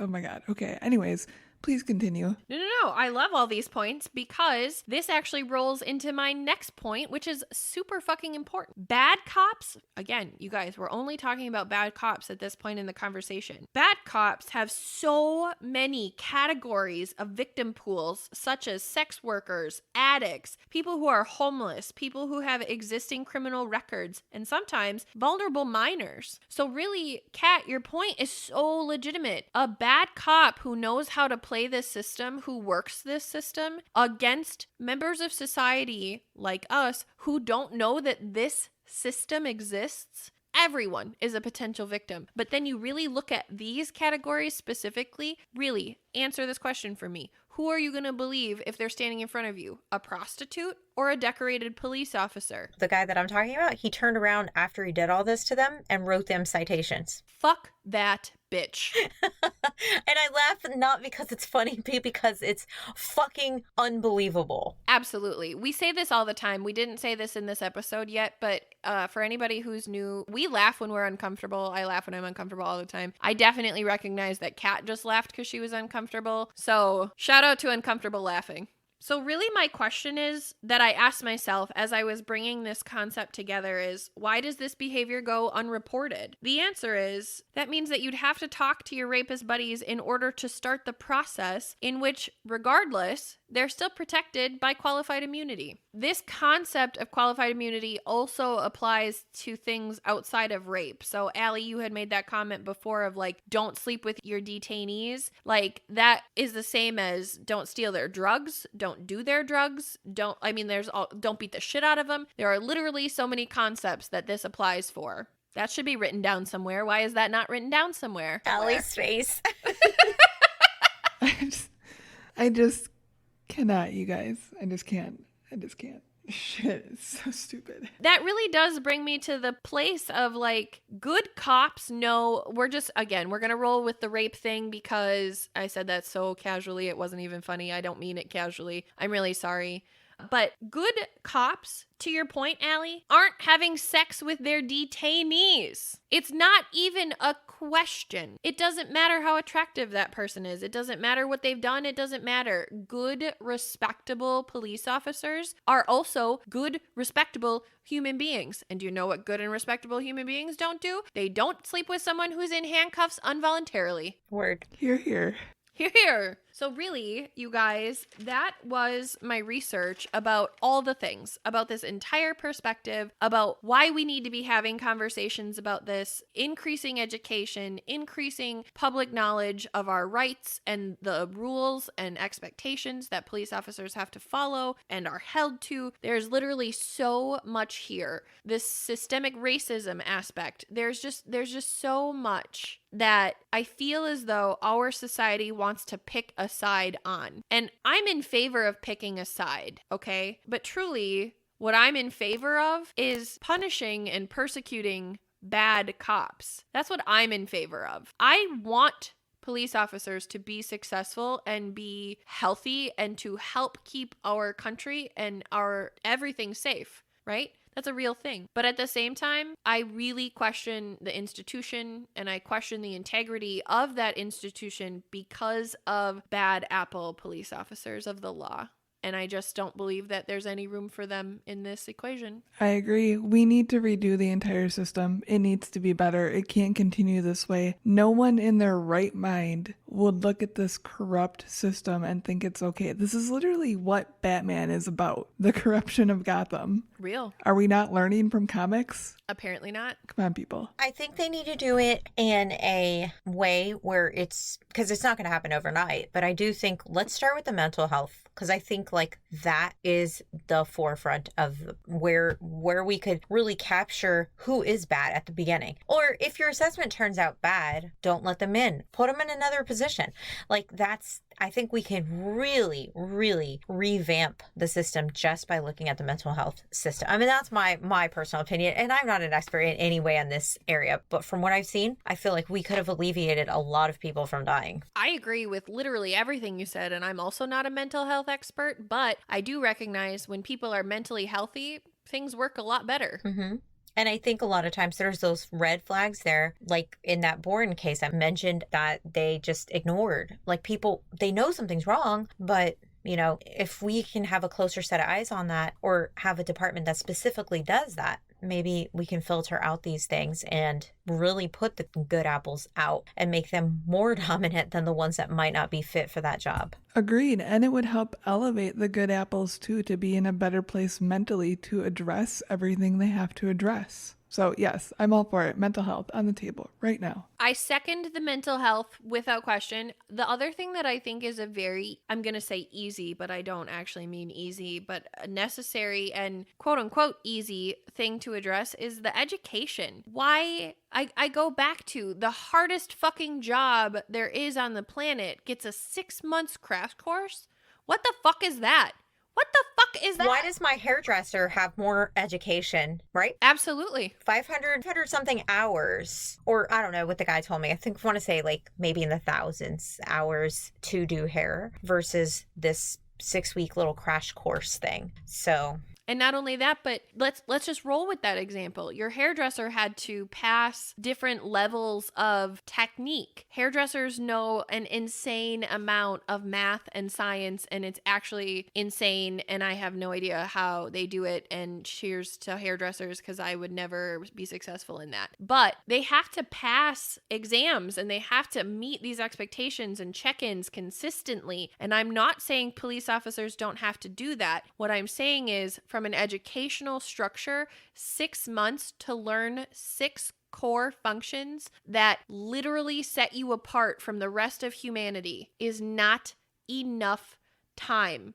You are given a badge and a gun and a car and are told to go be a superhero when you are young and impressionable and you truly may think you're out to do good. I personally have set out on so many ventures with the intention of doing good, and I have fallen victim to bad fucking people, and I made bad fucking choices because of it. The number of good police officers that are out there are fucking real, and they unfortunately are susceptible to the impression and also the ramifications that come with being surrounded by bad cops. And I just go back to this profession cannot afford to have bad cops. What would happen if a doctor just accidentally, quote unquote, started killing people on their table? That would be malpractice suit, would it not? that is. Yes. And there's a podcast about that too. Oh, excellent.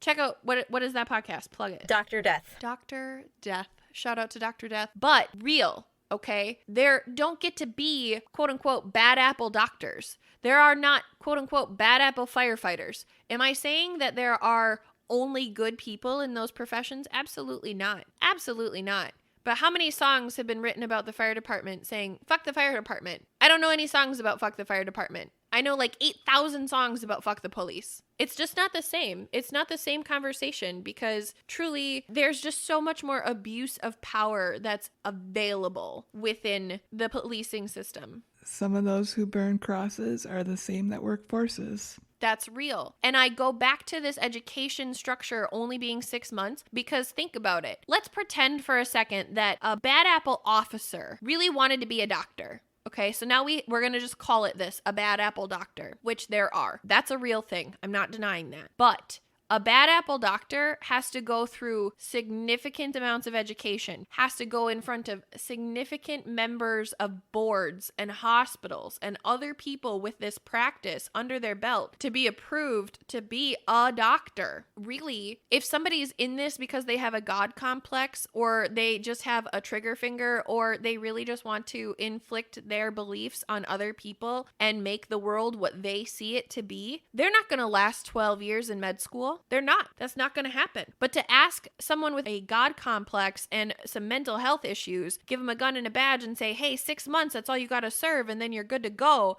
Sure, I can keep my urges under control for 6 months. I don't have to be a psycho for 6 months. I can keep it. I got this. I'm good. That's not the same conversation. Mm-hmm. That's how I feel about that. I loved everything about that rant. So ladies, I would like to start the part of our episode where we talk about what we learned here today. And Kat, because you are our incredible guest and you brought so much value and amazing perspective to this, I'd like to start with what you learned here today. You schooled me on qualified immunity. I really didn't know all of that and what it entailed. And I'm just so shocked that I actually want to go find a case where it was a total factor in the story. But yeah, no, thank you guys so much for having me on. I really feel like this conversation is so important. And I think we took it on a really deeper level that, people looking this kind of story up would never have known.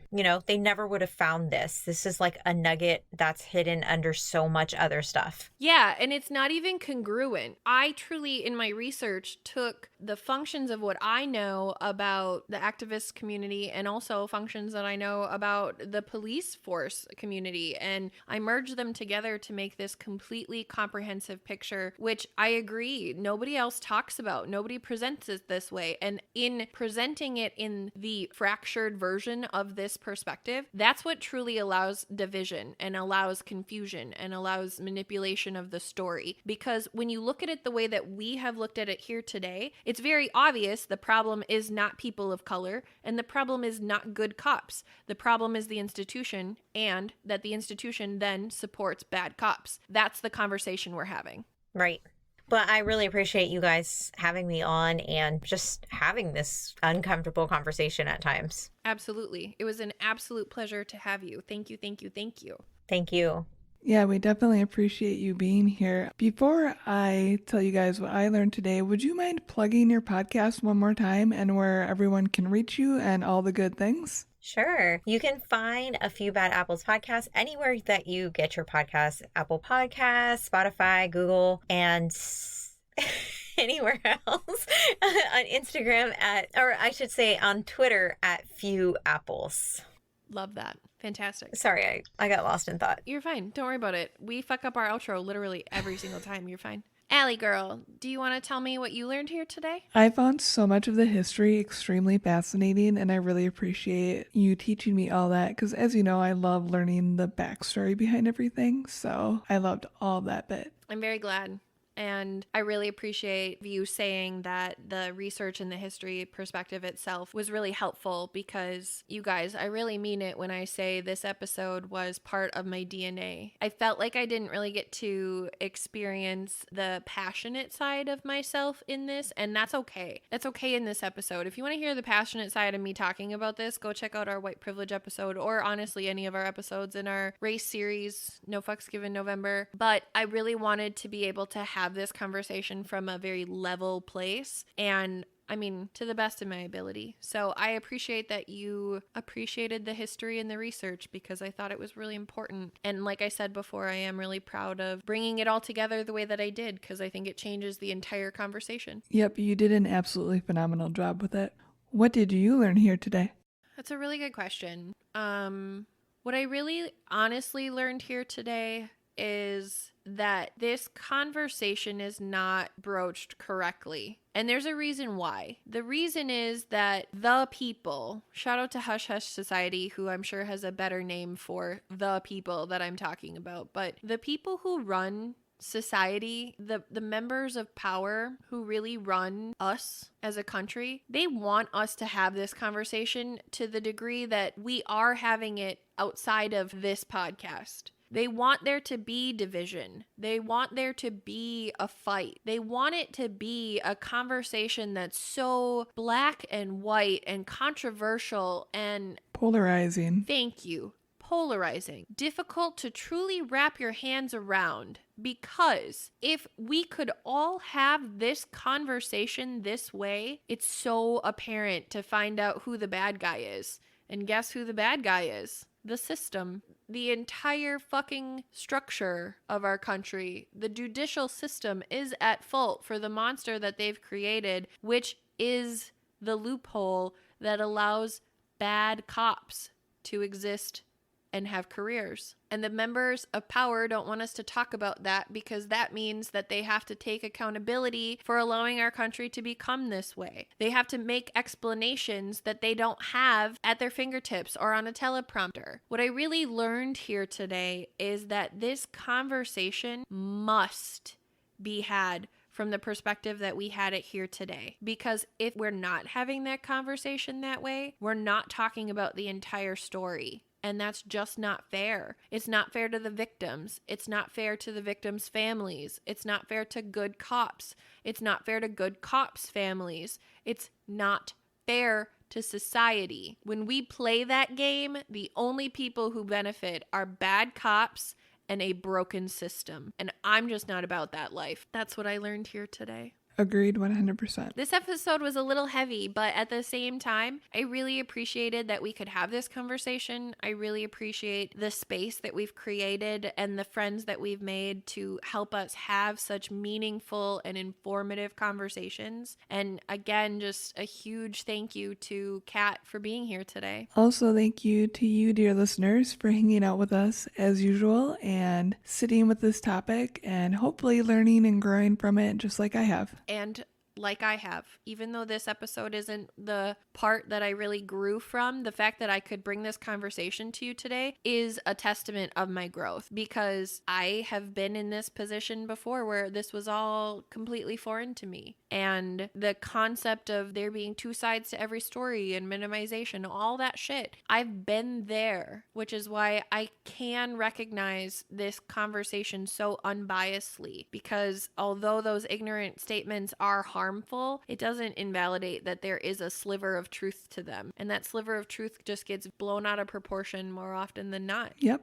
Exactly. I also want to share that I really appreciate everybody who listened today, everybody who joined us for this conversation, everybody who came to it with an open mind and with your listening ears on. I hope that this episode really resonates with you the way that it resonates with me, and that we can really start talking about how to move forward better, how we can fix things, what we can implement sooner rather than later, how we can look at different things, especially in the climate that we're in right now. I think those conversations are really important. And I hope that I have given you the tools to have an educated and intelligent conversation about these things, because those are the kinds of conversations we need to be having on this topic. And I would actually argue on any topic that we cover on our show, because really, you guys, what we believe in is thinking for yourself. And I just don't feel like we live in a place that really encourages that. So thank you for joining us on our exploration of thinking for ourselves. Speaking of having conversations, if you would like to continue the conversation with us or any of our other topics that we cover, or any you think we should cover, you can reach out to us on our socials, which are Taboos the Pod on Twitter and Instagram, Taboos on Facebook. It's a group. We're going to kill the page pretty soon. Fair warning.